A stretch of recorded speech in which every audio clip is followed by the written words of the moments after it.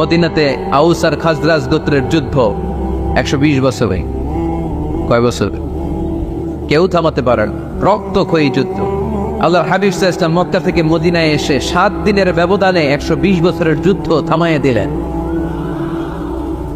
এতদিনে এই গোত্রের লোকের সাথে এই গোত্রের কোনো বিয়ে নাই, এই গোত্রের লোকের সাথে এই গোত্রের কোনো অর্থনৈতিক লেনদেন নাই।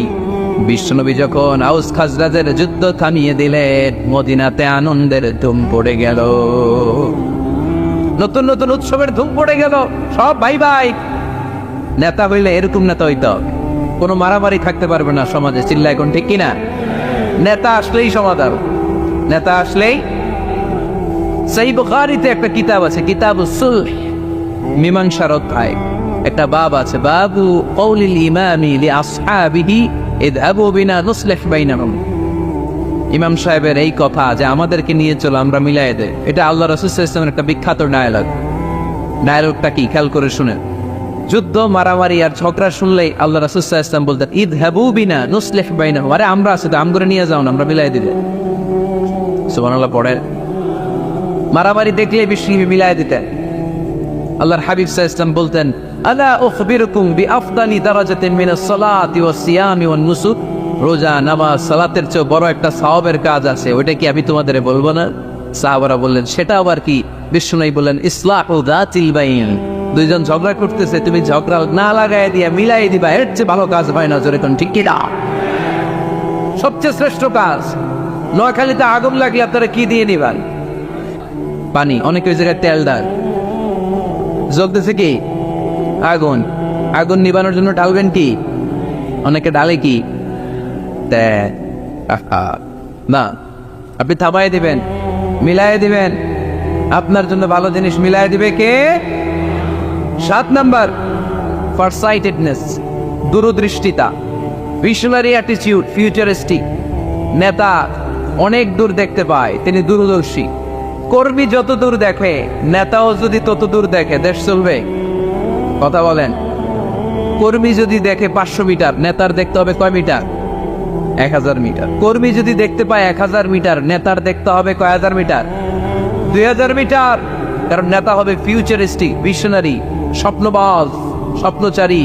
নেতাকে স্বপ্ন দেখতে হয়, ওই স্বপ্ন জাতিকে দেখাতে হয়। চিল্লায় বলেন ঠিক কিনা? মানুষ তার স্বপ্নের সমান বড়। আপনি কত বড় আপনার স্বপ্ন শুনলে বোঝা যাবে। স্বপ্ন সেটা না যেটা মানুষ ঘুমিয়ে ঘুমিয়ে দেখে, স্বপ্ন সেটা যেটা অর্জনের আকাঙ্ক্ষা মানুষকে ঘুমাতে দেয় না। আল্লাহর হাবিব সাল্লাল্লাহু আলাইহি ওয়াসাল্লাম স্বপ্ন দেখিয়েছেন সাহাবাদের, বিশ্ববিজয়ের স্বপ্ন, ইসলামকে বিজয়ী শক্তি হিসেবে দেখার স্বপ্ন। চিল্লায় বলেন ঠিক কিনা? আল্লাহর হাবিব বলতেন, ইন্নাল্লাহা যাওয়ালি আল আরদাব ফারাআইতু মাশারিকাহা ওয়া মাগারিবাহা। আল্লাহ তাআলা গোটা বিশ্বটাকে ছোট্ট করে আমার সামনে দেখিয়েছে। আমি ফুটবলের সাইজের এই পৃথিবীর প্রাচ্য পাশ্চাত্য, ডানে বায়ে সামনে পেছনে সবটাই দেখেছি। ওয়া ইন্না মুলকা উম্মতি সায়াবলুগু মা যুবিয়ালি। যত দূর আল্লাহ আমারে দেখিয়েছে, তত জায়গায় লা ইলাহার পতাকা পথ পথ করে একদিন উড়বে। কোনো একদিন এদেশের আকাশে কালিমার পতাকা উড়বে। সেদিন সবাই খোদাই বিধান পে দুঃখ বেদনা পে। এটাই আমাদের স্বপ্ন। চিল্লায় বলেন ঠিক কি না? স্বপ্ন দেখতে জানতে হয়। সুলহে হুদাইবিয়া চলতেছে, সন্ধি। 1400 সাহাবা নিয়ে বিশ্বনবী মক্কায় আসলেন উমরা করতে। কাফেররা বলে, গো ব্যাক, অ্যাবাউট টার্ন, ফিরে যাও, হবে না। আল্লাহ রাসূল সাল্লাল্লাহু আলাইহি ওয়াসাল্লাম অনুরোধ করলেন, দাও না, উমরার নিয়ত করে এসেছি। ইজার আর রেদা পড়ে কাফেররা বলেন, আগামী বছর, এই বছর হবে না, চুক্তি করো। চুক্তির মধ্যে লেখা হলো, মা খাদা আলাইহি মুহাম্মাদুর রাসূলুল্লাহ। ঠিক আছে, চুক্তি 10 বছরের, মুহাম্মদ রাসূল সাল্লাল্লাহু আলাইহি ওয়াসাল্লামের পক্ষ থেকে চুক্তি। কাফেররা বলে, না, আমরা তো তোমার রাসূলুল্লাহ মানি না। তোমার রাসূলুল্লাহ মানলে তো মা সাদাদনাকা আলা শাই, তোমার সাথে কোনো ঝগড়াই নাই, রাসূলুল্লাহ কাটো। সাহাবীরা তেড়ে উঠলেন। ওমরে ফারুক বলেন, মুখ সামলে কথা বল। সুহাইল ইবনে আমির, তোর জিহ্বাটা আমি টেনে ছেড়ে ফেলবো, সাবধান। আমার নবী শেষ নবী, শেষ রাসূল। মোহাম্মদ রাসূলুল্লাহ কাটার ক্ষমতা কারো নাই, আমি ওমর বেঁচে থাকলে কেউ কাটতে পারবে না। বিশ্বনবী বললেন, ওমর সরে যাও, কেটে দাও। সুবহানাল্লাহ কবেন না? মোহাম্মদ রাসূলুল্লাহ কাফেররা মানে না, কাফেররা কয় তুমি লেখো মোহাম্মদ ইবনে আব্দুল্লাহ, আব্দুল্লাহর বেটা মোহাম্মদ। কারণ মোহাম্মদ রাসূলুল্লাহ যদি এই সন্ধিতে থাকে, চুক্তি তার নিচে আমরা সিগনেচার করি, তার মানে এটাই প্রমাণ হয়ে যায় আমি তোমাকে রসুল বলে মানি। আমরা কাফেররা তোমাকে রসুল বলে মেনে নিয়েছি। নো, তোমরা রসুল বইরা মানলে তো খেলা এখানেই শেষ। কাটো, রসুলুল্লাহ লেখা যাবে না, লিখতে হবে আব্দুল্লাহর বেটা মোহাম্মদ। কোন সাহাবারা রাজি হয় না। কথা শুনতেছেন? সাহাবারা বলে রক্তক্ষয়ী যুদ্ধ হবে, আমার নবীর নামের পরে রসুলুল্লাহ লিখতেই হবে। বিশ্বনবী বললেন, কেটে দাও। কারণ সাহাবারা দেখতেছে এতটুকু, বিশ্বনবী দেখে অতটুকু। বিশ্বনবী অন্য প্ল্যানে আগাচ্ছেন। বিশ্বনবী ভাবলেন 10 বছরের যুদ্ধ বিরতি যদি হয়ে যায়, আমি আমার লোকদেরকে ঠিক করব। আমি তারবিয়া, তালিম, তাহজিব, তামাদ্দুন দিয়ে মদিনাটাকে একটা কল্যাণ রাষ্ট্রে পরিণত করব। আমি আমার ফোর্সকে সাজাবো, আমি আমার সাহাবাদেরকে প্রশিক্ষিত করব। এই 10 বছরের ব্যবধানে আমি গোটা বিশ্বকে ছাকি মেরে কাঁপিয়ে দেব। কিন্তু সাহাবারা পড়ে আছে রাসূলুল্লাহর মধ্যে, সাহাবারা পড়ে আছে কই? সাহাবারা এর চেয়ে বেশি ভাবতে পারতেছে না। সাহাবারা বলে রাসূলুল্লাহ কাটা যাবে না। বিশ্বনবী বলেন, কেটে দাও। তার মানে নেতা কর্মী যদি দেখে 500 মিটার, নেতার দেখতে হবে 1000 মিটার। চিল্লায় বলে, ঠিক কিনা? নেতার 9 নম্বর গুণাবলী, a leader should be very strategy. নেতাকে কৌশলী হতে হয়। কৌশল না জানলে উনি নেতা হতে পারে? বলেন, ডিপ্লোম্যাটিক কোয়ালিটি, কূটনীতি যদি না জানা থাকে, নেতা হইতে পারবে? আল্লাহর হাবিব সাল্লাল্লাহু আলাইহি ওয়াসাল্লামের মতো বড় কূটনীতিবিদ পৃথিবী দেখেছে? কথা কর না কেন? দেখেন কি ধরনের স্ট্র্যাটেজি আমার নবী ফলো করতেন। আমার নবী যদি যুদ্ধ করতে কোথাও যেতেন, অ্যাটাক করবেন ডান দিকে। অ্যাটাক করবেন কোন দিকে? খায়বার অ্যাটাক করবেন, খায়বার ডানে। বিষ্ণুবী বের হতেন মদিনার বাম দিক দিয়ে। যাবেন কই? ডানে। আওয়াজ করে বলেন, যাবে কই? কিন্তু মদিনা থেকে বের হইতেন কোন দিক দিয়ে? বাম দিক দিয়ে। লোকেশন আর ডাইরেকশন কখনো কারোর সাথে শেয়ার করতেন না। উনি কই যাচ্ছে কেউ বুঝতে পারে। বাম দিক দিয়ে বের হয়ে অনেক ঘুরে তারপরে ডান দিকে দেন। সুবহানাল্লাহ পড়বেন না? অ্যাটাক করার সময় 3টা অপশন দিতেন, choose any of the options.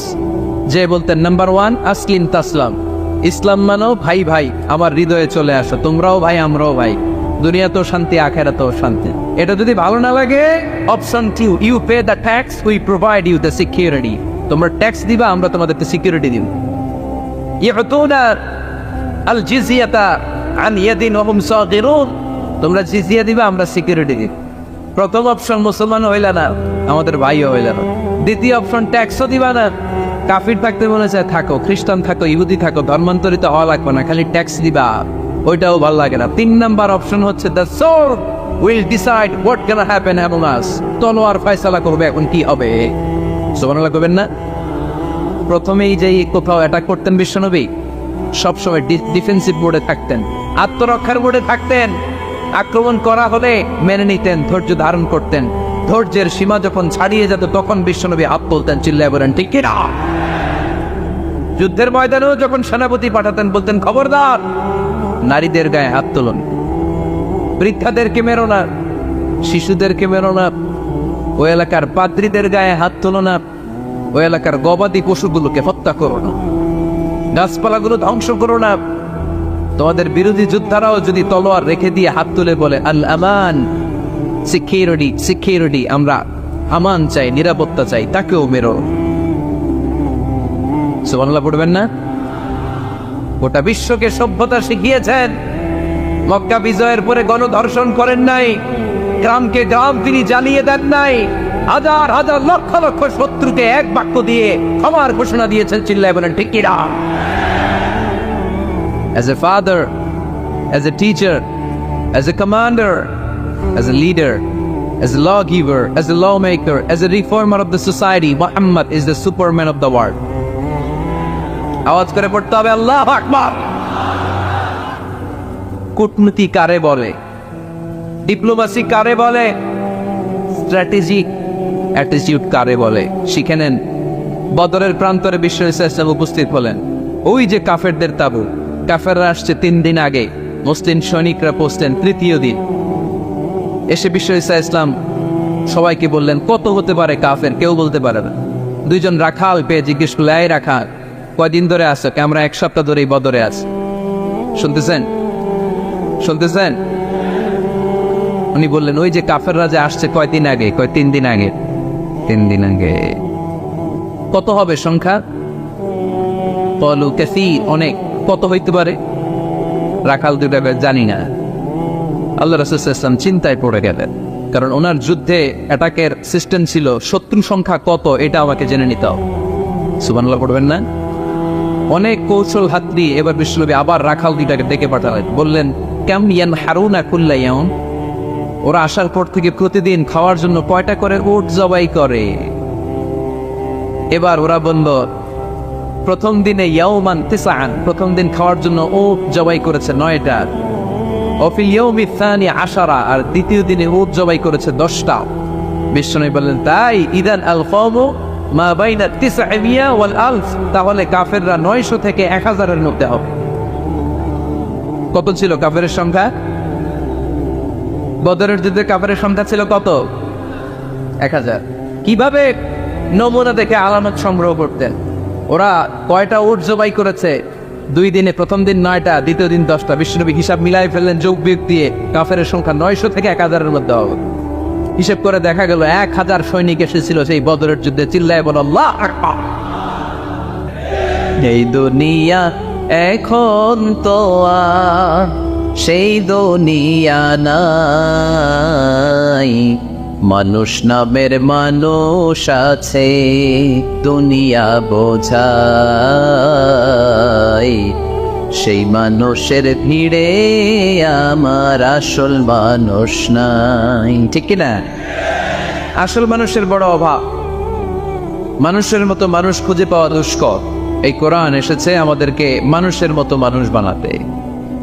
এজন্য এই কোরআন থেকে শুনলে লাভ না লস। কোরআনের সাথে আমাদের সম্পর্ক বাড়াতে হবে। প্রতিদিন কোরআন তেলাওয়াত করতে হবে। আপনারা করেন? হ্যাঁ, আজকে করছেন কারা কারা দেখি? মাশাআল্লাহ, মাশাআল্লাহ, হাত নামান। প্রতিদিন যেন আমরা পড়ি। আর যারা এখনো শিখতে পারে নাই তারা যেন শিখে নেই। কোরআন পড়া যেমনি সওয়াবের, কোরআন শোনাও তেমনি সওয়াবের। ঠিক কিনা? কোরআন শুনলে রহমত নাজিল করে কে? وَإِذَا قُرِئَ الْقُرْآنُ فَاسْتَمِعُوا لَهُ وَأَنصِتُوا لَعَلَّكُمْ تُرْحَمُونَ। কোরআন পড়া, কোরআন শোনা সবটাই জরুরি। আমরা যেন কোরআনের সাথে আরো বেশি সম্পর্ক গাঢ় করতে পারি। কোরআনকে যেন আমরা আমাদের বন্ধু বানাতে পারি। আল্লাহ তুমি তৌফিক দাও। আরো জোরে পড়েন আমিন। আজকে আমরা সূরাতু আর রহমান থেকে কথা শুনবো ইনশাআল্লাহ। পড়েন। এই সূরাটা মুখস্থ আছে কার কার? অনেকেরই তো মুখস্থ। আদনামান, এই সূরাটা যদি মুখস্থ নাও থাকে, এই সূরার মধ্যে এমন একটা আয়াত আছে এইটা সবার মুখস্থ। ঠিক কিনা? ফাবিআইয়ি আলাইহি রাব্বিকুমা তুকাযযিবান, আমার কোন নেয়ামতকে তোমরা অস্বীকার করবে? এই আয়াতটা সবার মুখস্থ আছে না নাই? মজার ব্যাপার হলো এই আয়াতটা আল্লাহ তাআলা এই সূরার ভেতরে 1 বার, 2 বার, 5 বার, 10 বার নয়, 31 বার উল্লেখ করেছেন। কয়বার? 10 বার বললেও তো হয়তো, 20 বার বললেও তো হতো, 31 বার বললেন কেন? তার মানে এটা জরুরি। এটার সিগনিফিক্যান্স, তাৎপর্য অনেক বেশি। যে জিনিস যত গুরুত্বপূর্ণ এটা বারবার বলতে হয়। ঠিক কিনা? এই জন্য আল্লাহ তাআলা বারবার বলেছেন, বারবার আমাদেরকে সচেতন করেছেন। ফাবিআইয়ি আলাইহি রাব্বিকুমা তুকাযযিবান। আল্লাহ বলেছেন, এই মানব জাতি আর জিন জাতি, আমার কোন নিয়ামতকে তুই অস্বীকার করবি? বল, কোন নিয়ামতকে অস্বীকার করবে? বলেন। আল্লাহর কোন নিয়ামতকে অস্বীকার করার কোন সুযোগ আছে? ওয়া ইন তাউদ্দু নি'মাতাল্লাহি লা তুহসুহা ইন্নাল ইনসানা লাযালুমুন কাফার। যদি আমার নিয়ামতগুলো গুনতে শুরু করে দাও, গুনতে গুনতে তোমার জীবন শেষ হয়ে যাবে, হায়াত ফুরিয়ে যাবে। আমি আল্লাহর নিয়ামত গুনে কোশ্চিনকালেও তোমরা শেষ করতে পারবে। সাগরের জল যদি কালি হয়ে যায়, গাছের পাতা যদি খাতা হয়ে যায়, সাগরের জল নামক কালি দিয়ে গাছের পাতা নামক খাতার উপরে যদি আল্লাহর প্রশংসা লিখতে শুরু করে দেন, আল্লাহ বলে গাছের পাতাও ফুরিয়ে যাবে, সাগরের জলও ফুরিয়ে যাবে, কিন্তু আমার প্রশংসা করে তোমরা শেষ করতে পারবে না। এজন্য আল্লাহর প্রশংসা করতে হবে বেশি বেশি নাকি কম কম? কম কম না বেশি বেশি? ফাবিআইয়ি আলাኢ রাব্বিকুমা তুকাযযিবান, আমার কোন নেয়ামতকে তোরা অস্বীকার করবি বল। O mankind and jinnkind, which of my mercy and blessings you wanna deny? আমার কোন নেয়ামতকে অস্বীকার করবি? অস্বীকার করার সুযোগ আছে? নাই। আল্লাহ হাবিব সাল্লাল্লাহু আলাইহি ওয়াসাল্লাম এই সূরাটাকে বড্ড পছন্দ করতেন। সাহাবাদেরকে একবার তিনি এই সূরাটা তেলাওয়াত করে শোনালেন। সাহাবারা চুপচাপ, ঠিক যেমন এখন আপনারা চুপচাপ।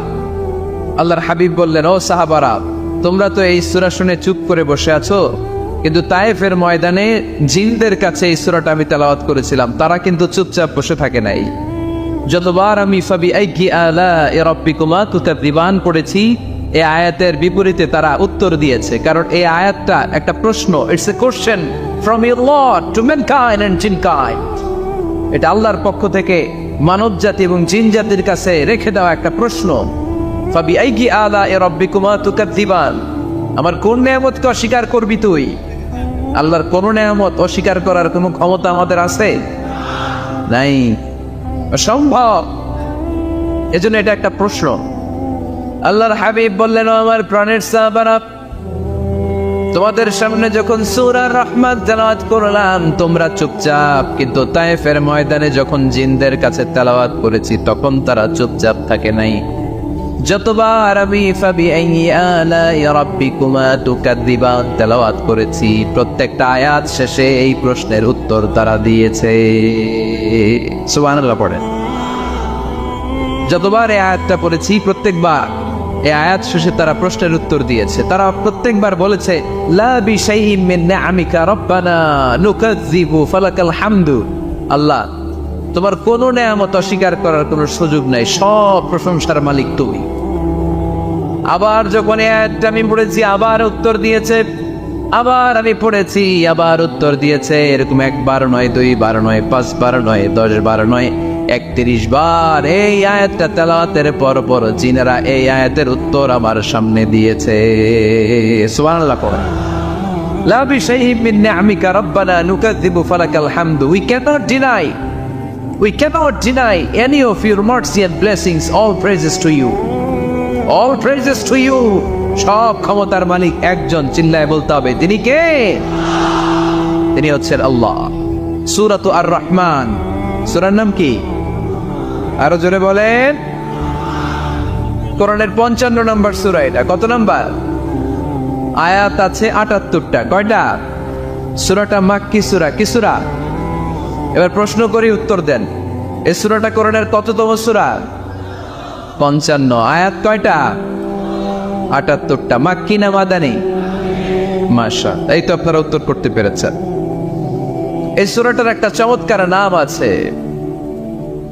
বাইহাকী শরীফে আল্লাহর হাবিব সাল্লাল্লাহু আলাইহি ওয়াসাল্লাম ইরশাদ করেন, ইন্না লিকুল্লি শাইইন আরুস ওয়া আরুসুল কুরআনি সূরাতু আর রহমান।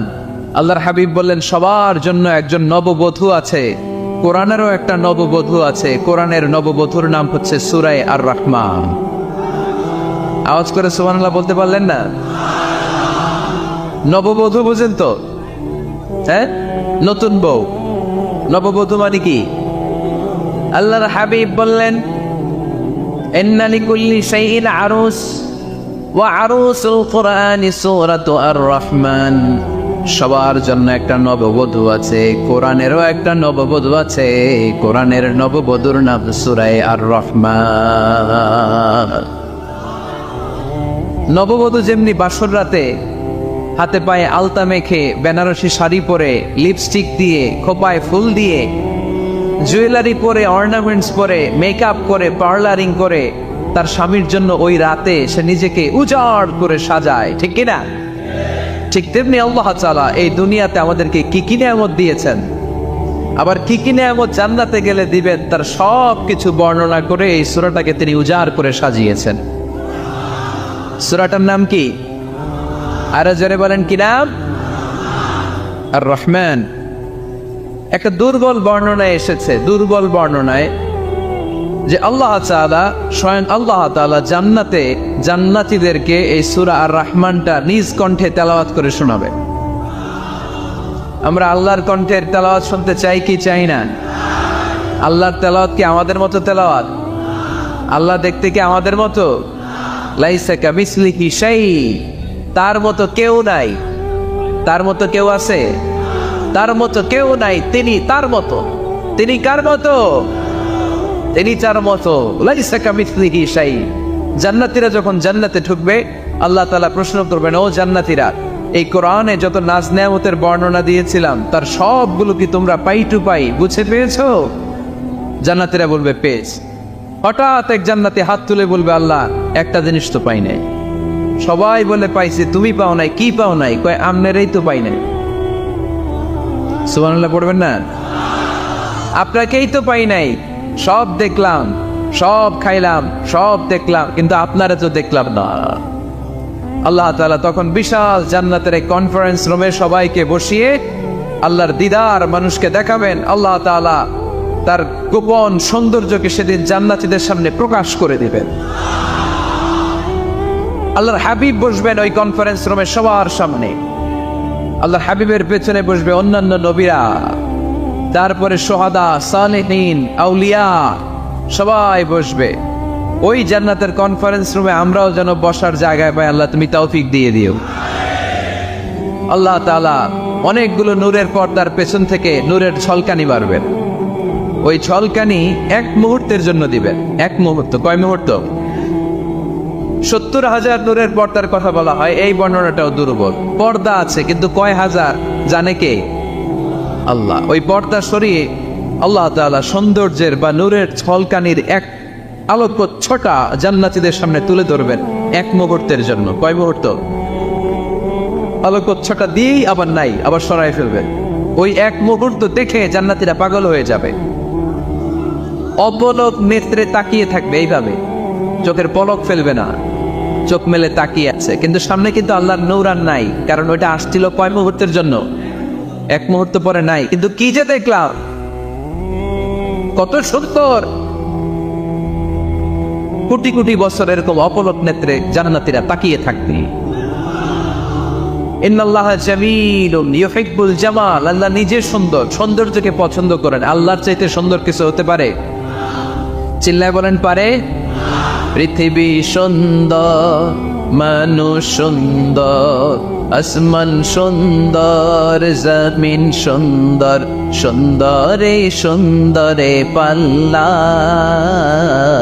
জানি না কত সুন্দর তুমি আল্লাহ, জানি না কত সুন্দর তুমি আল্লাহ। সুবহানাল্লাহ পড়েন। আল্লাহ তাআলা তার সৌন্দর্যকে সেদিন জান্নাতীদের সামনে তুলে ধরবে। এই সূরাটা নাজিলের একটা ব্যাকগ্রাউন্ড আছে। আল্লাহর হাবিব সাল্লাল্লাহু আলাইহি সাল্লাম মক্কার জমিনে কাফিরদেরকে দাওয়াত দিতে লাগলেন, আল্লাহর ইবাদত করো, আল্লাহর জিকির করো, আল্লাহর প্রশংসা করো। এরকম দাওয়াত দিতে দিতে কিছুদিন পরে বিষ্ণু ইসা ইসলাম বলতে শুরু করলেন, রহমানের ইবাদত করো, রহমানের জিকির করো, রহমানের পায়ে সেজদায় লুটিয়ে পড়ো। তখন কাফেররা প্রশ্ন শুরু করে দিল, মুহাম্মদ এতদিন বলতা আল্লাহ, এখন কইতেছ রহমানের কথা, আসলে কোনটা? আল্লাহরে তো আমরা চিনি, রহমানরে তো আমরা চিনি না। আল্লাহর দাওয়াত দিচ্ছ, আল্লাহর গুণগান গাইছো, আল্লাহকে আমরা চিনি জানি, কিন্তু রহমানটা আবার কে? সে আবার কবে আসলো, কোত্থেকে আসলো, কবে থেকে আছে, কতদিন থাকবে? রহমানরে তো আমরা চিনি না। না, ওরা রহমান চিনে না। এজন্য আল্লাহ তাআলা রহমানকে চিনায় দেওয়ার জন্য আর রহমান নামে একটা সূরাই নাজিল করে দিলেন। وَإِذَا قِيلَ لَهُمُ اسْجُدُوا لِلرَّحْمَنِ قَالُوا وَمَا الرَّحْمَنُ। যখন তাদেরকে বিশ্বনবী বললেন রহমানের পায়ে সেজদা দাও, রহমানের জন্য সেজদায় লুটিয়ে পড়ো, ক্বালু ওয়ামার রহমান, তারা বলল রহমানটা আবার কে? রহমান কে? আল্লাহ চিনি, রহমানরে তো চিনি না। এখন রহমানকে এটা চিনানোর দরকার আছে না নাই? রহমানকে এটা চিনানোর জন্য আল্লাহ তাআলা আর রহমান নামে কোরআনে একটা সূরা নাজিল করলেন। চিল্লায় পড়েন আল্লাহু আকবার।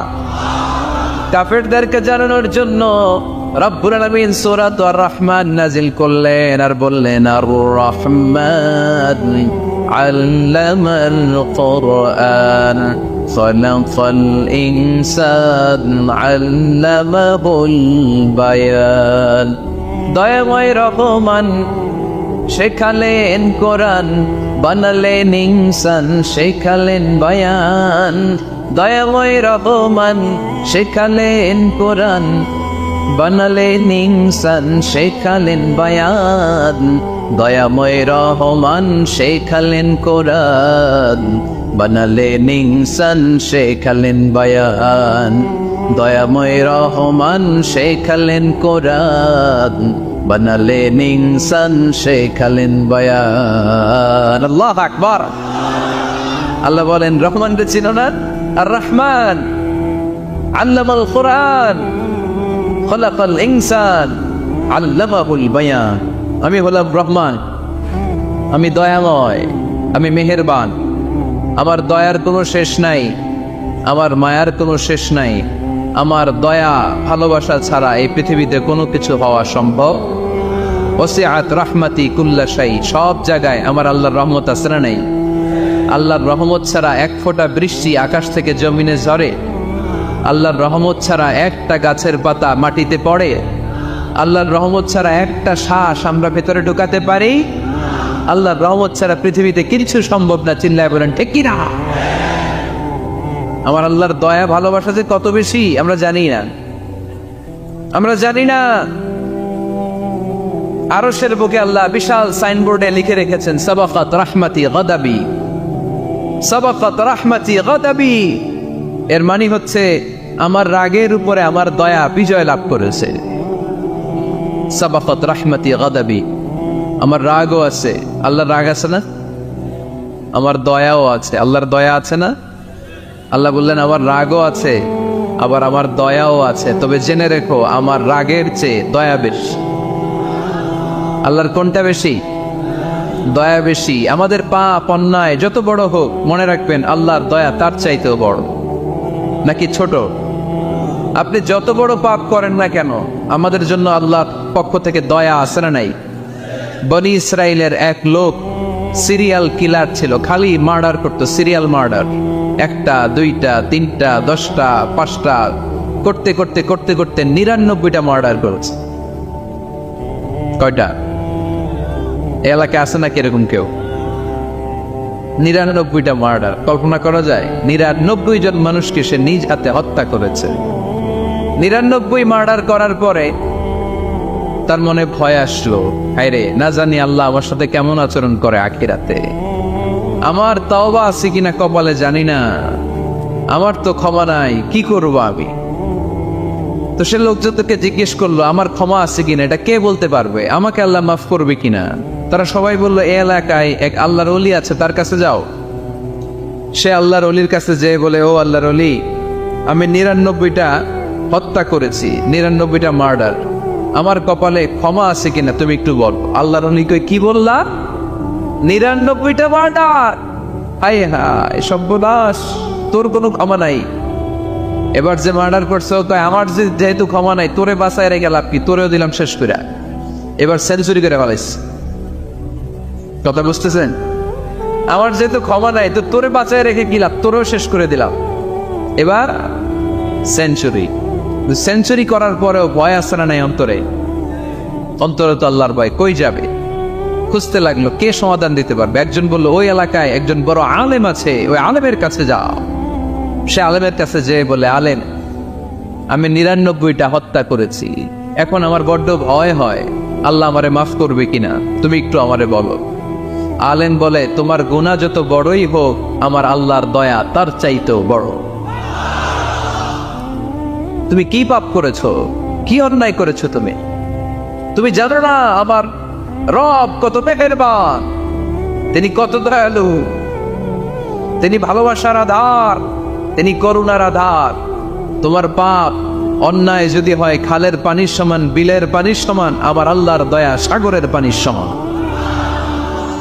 তোমার পাপ আর অন্যায় যদি হয় পাহাড়ের সমান, আমার আল্লাহর ভালোবাসার দয়া হচ্ছে আকাশের সমান। তুমি যদি তওবার মতো তওবা করতে পারো, ক্ষমার মতো ক্ষমা চাইতে পারো, চোখের পানি ছেড়ে, চোখের পানির বড় দাম, চোখের পানির মধ্যে বিশাল কারিশমা, এটা আল্লাহ খুব পছন্দ করে। 2 ফোঁটা পানি আল্লাহ পছন্দ করে। এক, জেহাদের ময়দানে শহীদের গা বেয়ে ঝরে পড়া রক্তের ফোঁটা, দুই হচ্ছে অনুতপ্ত বান্দার চোখের পানির ফোঁটা। বান্দা যখন অনুতপ্ত হয়ে চোখের পানি ছেড়ে কাঁদে, তার চোখের পানি চোখবে, নাকের ডগাবে, মাটিতে পড়ার আগেই ওই অনুতপ্ত বান্দার সব গুনাহ আল্লাহ মাফ করে দেয়। সে জিজ্ঞেস করলো, আমার ক্ষমা আছে কিনা? আলেম বলে, আছে, ক্ষমা আছে। তওবার মতো তওবা কর, তাওবাতান নাসুহা, তওবার মতো তওবা করলে আল্লাহ ঠিকই মাফ করবে। সে এতটাই অনুতপ্ত হলো, এতটাই, সে আল্লাহর কাছে ক্ষমা চাইতে শুরু করলো। আলেম পরামর্শ দিলে, তুমি যে এলাকায় থাকো এলাকাটা ভালো না, এলাকাটা ছাড়ো, এখানে সব ডাকাতদের এলাকা, তুমি একটা ভালো এলাকায় যাও, ওখানে যে তওবা করে ভালো মানুষ হয়ে যাও। সে নিয়ত করে কাপড় চোপড় গুছিয়ে ভালো এলাকায় যাবে, ঘর থেকে বেরোয়ার সাথে সাথেই মালাকুল মউত চলে আসছে, তার রুহু কবজ করে ফেলছে।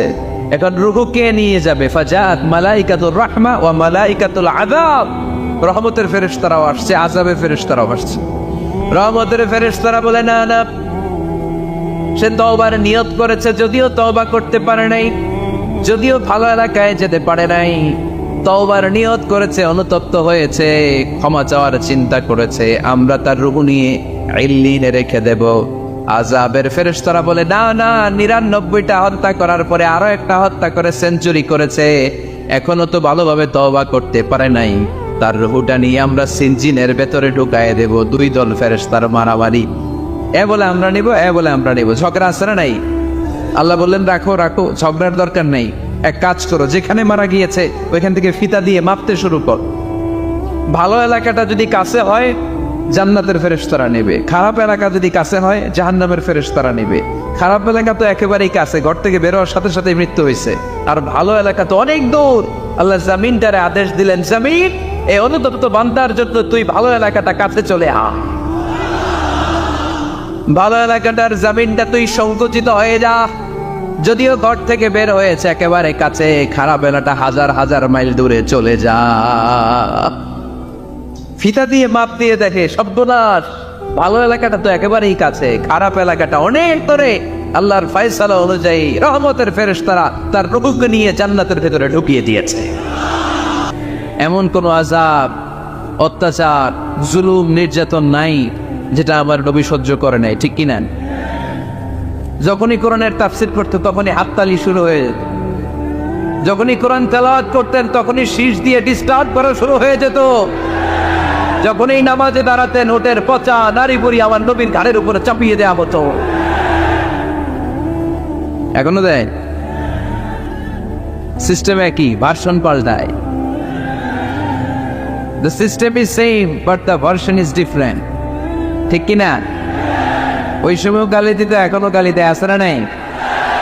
ওই সময় আমার নবীরে গালি দিত পাগল, গালি দিত কবি, বলে দিত গণক, বলতো লেস কাটা, এখনো গালি আছে না নাই? কি গালি দেয়? রাজাকার, হ্যাঁ, রাজাকারের লিস্ট নিয়েও কিলাকিলি এই দেশে আছে না নাই? তো গালি আছে, এখনো আছে, এখনো দেয়। তবে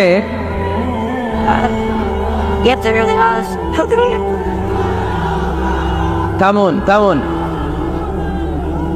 গালি তখনও ছিল, এখনো আছে, গালির ভার্সনটা একটু ডিফারেন্ট, ঠিক কিনা? তাই গালি শুনে কি মুমিন থমকে যাবে? থমকে যাবে মুমিন না। নেতা সব বাধা বিপত্তি মারি এসে সামনে যায়, তিনি নেতা, যার জ্বলন্ত প্রমাণ আমার প্রিয় নবী। মক্কা থেকে ৮০ কিলোমিটার দূরে তায়েফের ময়দানে গেলেন জমি কেনার জন্য, তাই না? হ্যাঁ, তায়েফের ময়দানে ৫ বিঘা জমি কেনার জন্য গেছিলেন আল্লাহ নবী। কি জন্য গেছিলেন? কি জন্য? তায়েফের লোকদেরকে জাহান্নামের মায়ের থেকে বাঁচানোর জন্য। জোরে বলেন ঠিক কিনা? খেয়ে না খেয়ে দিন প্রচারের কাজে নিজেকে দিয়েছ বিলিয়ে, তায়েফের কাফিরেরা চিনল না সে আলো, দুষ্ট ছেলেদের পিছু দিল লেলিয়ে, পাথরের আঘাতে কত বিক্ষত হয়ে সারা শরীর থেকে রক্ত ঝরে। হে রাসূল তোমাকে ভুলি আমি কেমন করে, এ রাসূল তোমাকে বলি আমি কেমন করে, ঠিক কিনা? এত সুন্দর মানুষ পৃথিবীতে দ্বিতীয়টা খুঁজে পাওয়া যায় না। এত সুশ্রী, এত শুভ্র, এত সুন্দর স্কিনের মানুষ ছিলেন আমার প্রিয় নবী, ঠিক কিনা? পাথর মেরে মেরে রক্তাক্ত করা হয়েছে, এমন কোন আযাব আর অত্যাচার নাই যেটা বিশ্বনবী সহ্য করেন নাই। মক্কায় 3 বছর শিয়াবে আবি তালেবে জেল খেটেছেন, অর্থনৈতিক আগ্রাসন, কোনো কিছু বিক্রি করতো না মক্কার লোকেরা ওনাদের কাছে। অন্য গোত্রের নারীকে বিয়ে দিত না ওনাদের সাথে, না খেয়ে গাছের পাতা, গাছের ছাল এগুলো খেয়ে জীবন ধারণ করেছেন সাহাবা। নিজ জন্মভূমিতেও থাকতে দেয় নাই, ঠিক কিনা?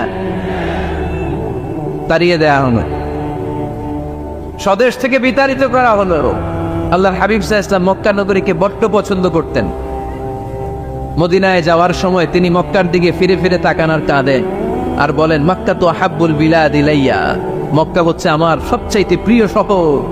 লাউলা উখরিজতু লামা খারাজতু মিনহা, আমার যদি জোর করে মক্কা থেকে তাড়িয়ে দেয়া না হতো, আমার জীবনেও মক্কা ছেড়ে আমি কোথাও যেতাম না, কোথাও যেতাম না।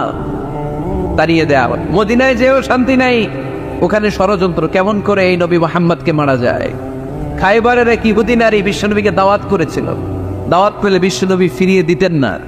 ওই দাওয়াত খেতে যাওয়ার পরে বিশ্বনবী খাসির বাজুর রান পছন্দ করতেন, খাসির গোশতের মধ্যে বিষ মিশিয়ে দেয়া হলো। বিশ্বনবী বিষে আসক্ত হয়ে, বিষে বিষাক্ত হয়ে শেষ নিঃশ্বাস ত্যাগ করেছে। বিশ্বনবী ইন্তেকালের আগে বলেছেন যে খাইবারের ওই বিষের ব্যথা আমি এখনো টের পাচ্ছি। আমার নবীর মৃত্যু ছিল শহীদি মৃত্যু, চিল্লায় বলেন ঠিক কিনা?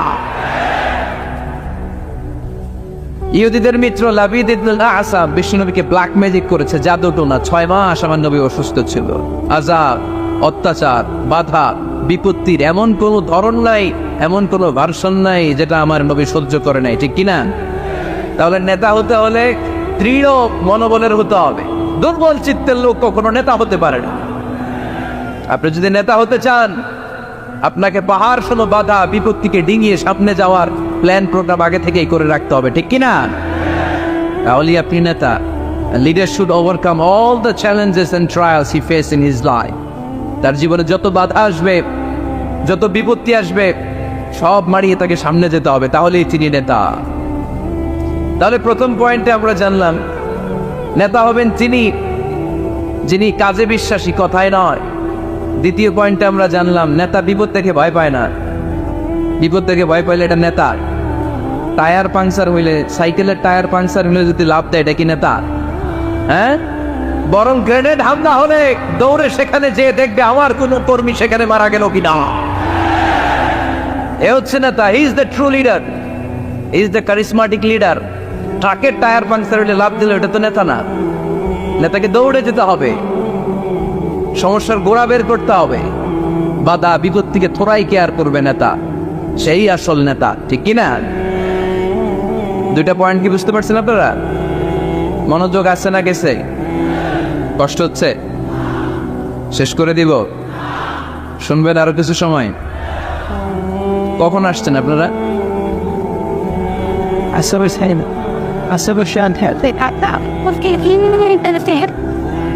দুপুর 2টায়। এত আগে কেন? জায়গা পাওয়া যায় না? আল্লাহ আল্লাহ আল্লাহ আমার ভাইদেরকে তুমি কবুল করে নাও। আজকের এই জলসাটা আমাদের নাজাতের ওসিলা বানাও। নেতা হওয়ার 3 নম্বর গুণ হচ্ছে এলোকোয়েন্স, বাগ্মিতা। বাগ্মিতা, কথা বলতে জানা লাগে। কথা বলতে না পারলে নেতা হইতে পারবে? কথা বলেন। নেতা হইলে ভাষণ দিতে জানা লাগে। নেতা যদি মাইক ধরার পরে হাঁটু দাপে, এটা কি নেতা? এটা কি? এটা নেতা না। ভাষণ জানতে হয়, বক্তব্য দিতে জানতে হয়। স্বাধীনতার স্থপতি বঙ্গবন্ধু শেখ মুজিবুর রহমান 7ই মার্চের ভাষণ দিয়েছিলেন রেসকোর্সের ময়দানে। ওই ভাষণ আজও কানে বাজে, ঠিক কিনা?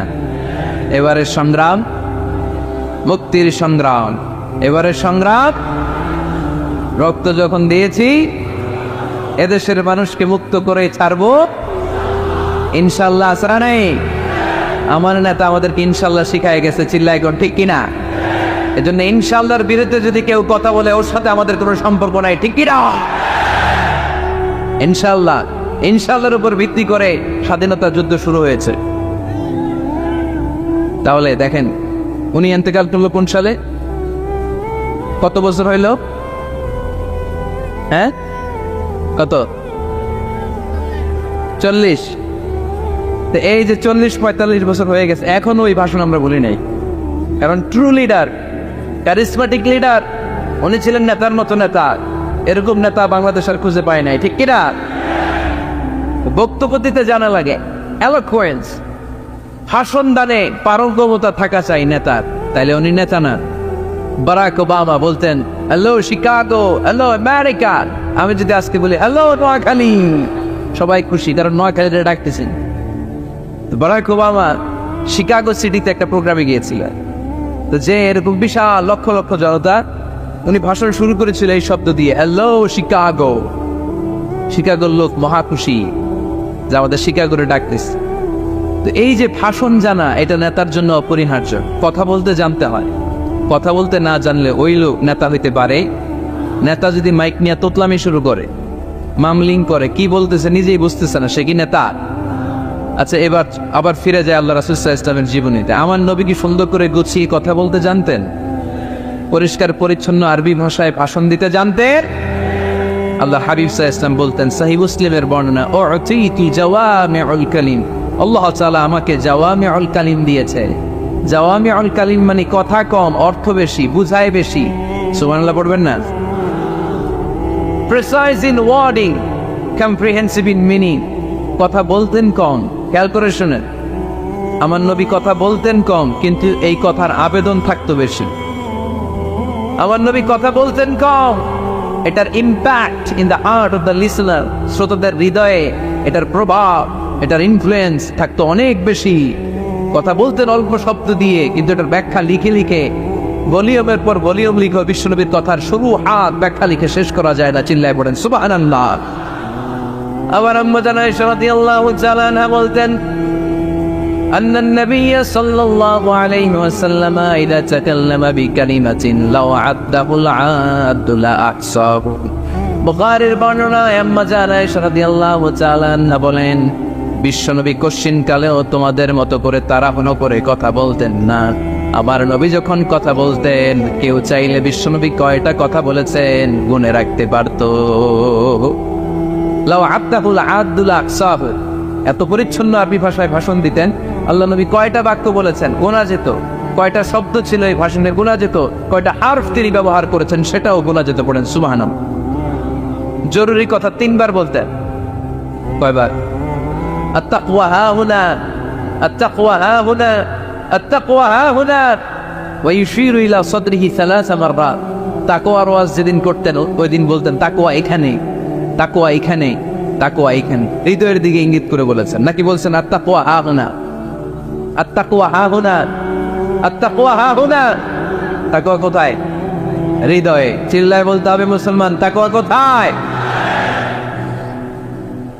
জরুরি কথা 3 বার বলতে হবে। ইয়াতাকাল্লামু বিকালামিন বাইকিন ফাসলিন ইয়াতাহাফফাযু মান হাওলা। এত স্পষ্ট থেমে থেমে কেটে কেটে কথা বলতেন, এক বাক্য শেষ আরেক বাক্য ধরতেন, ওই বাক্য শেষ আরেক বাক্য ধরতেন। ইয়াতাহাফফাযু মান জালাসা ইনদা। আল্লাহ রাসূল সাল্লাল্লাহু আলাইহি ওয়াসাল্লামের আশেপাশে যারা বসা তারা সহজেই কথাগুলো মুখস্থ রাখতে পারত। সুবহানাল্লাহর আসতে পড়ে। এত সুস্পষ্ট, এত চমৎকার ভাষা আল্লাহর হাবিব সাল্লাল্লাহু আলাইহি ওয়াসাল্লাম কথা বলতেন। মাঝে মাঝে আবেগী ভাষণ দিতেন। জারাফাত মিনহাল কুলুব ওয়াজিলাত মিনহাল কুলুব জারাফাত মিনহাল উয়ুন। ওই ভাষণ শুনে সাহাবারা দাঁড় দাঁড় করে কান্না শুরু করে দিত। আল্লাহর হাবিব সাল্লাল্লাহু আলাইহি ওয়াসাল্লাম কাঁদতেন, সাহাবারাও কাঁদতেন। আবেগী ভাষণ, হৃদয় নিংড়ানো ভাষণ। আবার মাঝে মাঝে জ্বালাময়ী ভাষণ দিতেন, জেহাদি বক্তব্য দিতেন। সাহাবীদের মধ্যে জেহাদি জজবা তৈরি হয়ে যেত। চিল্লায় পড়েন আল্লাহু আকবার। আম্মা জানা আয়েশা বলেন, মাঝে মাঝে তিনি ভাষণ দিতেন, ইহতামাররাত ওয়াজহু, গরম ভাষণ দিলে, তেজস্বী ভাষণ দিলে, জ্বালাময়ী ভাষণ দিলে আমার নবীর চেহারাটা লাল হয়ে যেত। আলা সাউতুহু, সাউন্ড বড় হয়ে যেত। ইশতাদ্দা গাদাবুহু, রাগের চোটে তিনি গড়গড় করতে শুরু করতে। কান্নাহু মুনাজ্জিরু জাইশ, কেমন যেন তিনি সেনাবাহিনীর কমান্ডার, যেন তিনি সামনে ব্যাটালিয়নকে রেখে তিনি কমান্ড করতেছেন। আওয়াজ করে পড়েন আল্লাহু আকবার। 5টা ভাগে ভাগ করতেন বিষ্ণু ইসলাম ব্যাটালিয়ন। কয় ভাগে? 5 ভাগে। সামনে থাকতো মুকাদ্দিমাতুল জাইশ, ফ্রন্ট সাইড। ডানে থাকতো মাইমানা, বায়ে থাকতো মাইসারা, মাঝখানে কলব, পেছনে কলব। পড়েন সুবহানাল্লাহ। যেখান দিয়ে যখন যাদেরকে দিয়ে অ্যাটাক করানো দরকার মুহূর্তেই তিনি কমান্ড করতেন, সৈনিকেরা কমান্ডো বাহিনীর মতো ঝাঁপিয়ে পড়তে পারেন আল্লাহু আকবার। তার মানে নেতা হতে গেলে ভাষণ দেয়া লাগে, বক্তব্য জানা লাগে। বক্তব্যের যত সৌন্দর্য আছে, যত পারঙ্গমতা আছে, তার সব আবার নবীর বক্তব্যের মধ্যে আছে না নাই? আছে। এজন্য ট্রু লিডার যারা, তারা বক্তব্য করতে জানে, ভাষণ করতে জানে, তাদের বক্তব্য দিয়ে মানুষের হৃদয়কে জয় করতে জানে, ঠিক কিনা? নেতা হওয়ার 4 নম্বর গুণাবলী হচ্ছে the leader should be broad minded, not narrow minded. নেতা হইলে বড় মনের হইতে হবে। কি মনে? নেতার কলিজা হইতে হবে এত বড়। কত বড়? হাত দিয়ে দেখান, সবাই দেখান। এত বড় হইতে হবে কলিজা। পুরো দেহটাই হইতে হবে কলিজা, পুরো শরীরটাই কি? তাহলে নেতা। ছোট মনের মানুষ নেতা হতে পারে? কথা বলেন। আমাদের দেশের মাননীয় প্রধানমন্ত্রী শেখ হাসিনা, উনি 17 কোটি মানুষের নেতা, ঠিক কিনা? উনি কি শুধু আওয়ামী লীগের প্রধানমন্ত্রী? কথা কন না কেন? শুধু বিএনপির প্রধানমন্ত্রী? শুধু জামাত ইসলামের প্রধানমন্ত্রী? শুধু জাতীয় পার্টির প্রধানমন্ত্রী? তিনি 17 কোটি মানুষের প্রধানমন্ত্রী। আওয়াজ করে বলেন ঠিক কিনা? তার মানে নেতা সবার জন্য হৃদয়ে ভালোবাসা থাকা চাই। অ্যাকোমোডেটিভ মেন্টালিটি হতে হবে, সবাইকে অ্যাকোমোডেট করতে জানতে হবে। এবার দেখি আল্লাহ রাসূল সাল্লাল্লাহু আলাইহি ওয়াসাল্লামের মধ্যে এই গুণ ছিল কিনা। আল্লাহর হাবিব সাল্লাল্লাহু আলাইহি ওয়াসাল্লামের নেতৃত্বের গুণাবলী বলতে যে আল্লাহ তাআলা কোরআনে বিশ্বনবীকে একটা উপাধি দিয়েছেন। উপাধিটা হচ্ছে রাহমাতাল লিল আলামিন। সুবহানাল্লাহ পড়বেন না? রব্বুল আলামিন বলেন ওয়ামা আরসালনাকা ইল্লা রাহমাতাল লিল আলামিন। পড়েন সবাই, ওয়ামা আরসালনাকা ইল্লা রাহমাতাল লিল আলামিন। নবী হে, আমি গোটা বিশ্বের জন্য আপনাকে রহমত করে প্রেরণ করেছি। I have sent you as a mercy for the entire universe. গোটা বিশ্বের জন্য আপনি রহমত। সুবহানাল্লাহ পড়েন। আল্লাহকে এখানে বলছে ওমা আরসালনাকা ইল্লা রাহমাতাল লিল মুসলিমিন। নবী হে, আপনারে মুসলমানদের জন্য রহমত করে পাঠিয়েছি বলেছে। আল্লাহ কি বলছেন? রাহমাতাল লিল মুত্তাকিন, মুত্তাকিদের জন্য রহমত। আল্লাহ বলছেন যে রাহমাতাল লিল মুসাল্লিন, নবী হে আপনি মুসল্লিদের জন্য রহমত। আল্লাহ কি বলেছেন? আওয়াজ করে বলেন। সে কোন বন্ধু বলো বড় বিশ্বস্ত? আমার নবীর চাইতে বিশ্বস্ত, the trust of the personality, পৃথিবীতে দ্বিতীয় কেউ আছে? যার কাছে মন খুলে বলা যায়, যার কাছে প্রাণ খুলে দেয়া যায়, হওয়া যায় অতি আশ্বস্ত।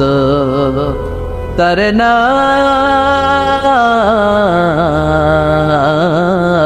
আহমদ বড় বিশ্বস্ত।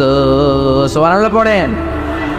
তার মানে আল্লাহর রাসূল সাল্লাল্লাহু আলাইহি ওয়াসাল্লামের চেয়ে বেশি বিশ্বস্ত মানুষ এই পৃথিবীতে দ্বিতীয় কেউ, আমার নবীর চাইতে বড় দিল দরিয়া এই পৃথিবীতে দ্বিতীয় কেউ নেই। তিনি রাহমাতাল লিল আলামিন, গোটা বিশ্বের সবার জন্য ভালোবাসা আমার নবীর হৃদয়ে আছে না নেই? সবার জন্য ভালোবাসা, সবার জন্য ভালোবাসা। মক্কায় তিনি ডাকতেন তাআলাউ ইলা কালিমাতিন সাওয়াইন বাইনানা ওয়া বাইনাকুম। ও ইহুদিরা, ও কাফিরেরা, ও মুশরিকেরা, আসো না একসাথে বসি, এক টেবিলে বসি, আসো একসাথে চা খাই, আসো আমরা একসাথে বসি। আমাদের সবার মধ্যে যেই জিনিসগুলোতে মিল আছে, আসলে মিলগুলোকে সামনে নিয়ে আমরা একসাথে বসে যাই। সুবহানাল্লাহ পড়েন। দেখেন, কাফির মুশরিকদের সাথে বিশ্বনবী বসতে চাইতেন, আমরা মুসলমান বসতে পারি না, আছে না নাই? ইহুদি লাশ দেখে আমার নবী দাঁড়িয়ে যেতেন। 60 জন খ্রিস্টান পাদ্রীর জন্য আমার নবী মসজিদে নববীর দরজা খুলে দিয়েছেন। আমরা আরেক মুসলমানের জন্য মসজিদের দরজা তালা লাগাই দিয়ে, আছে না নাই?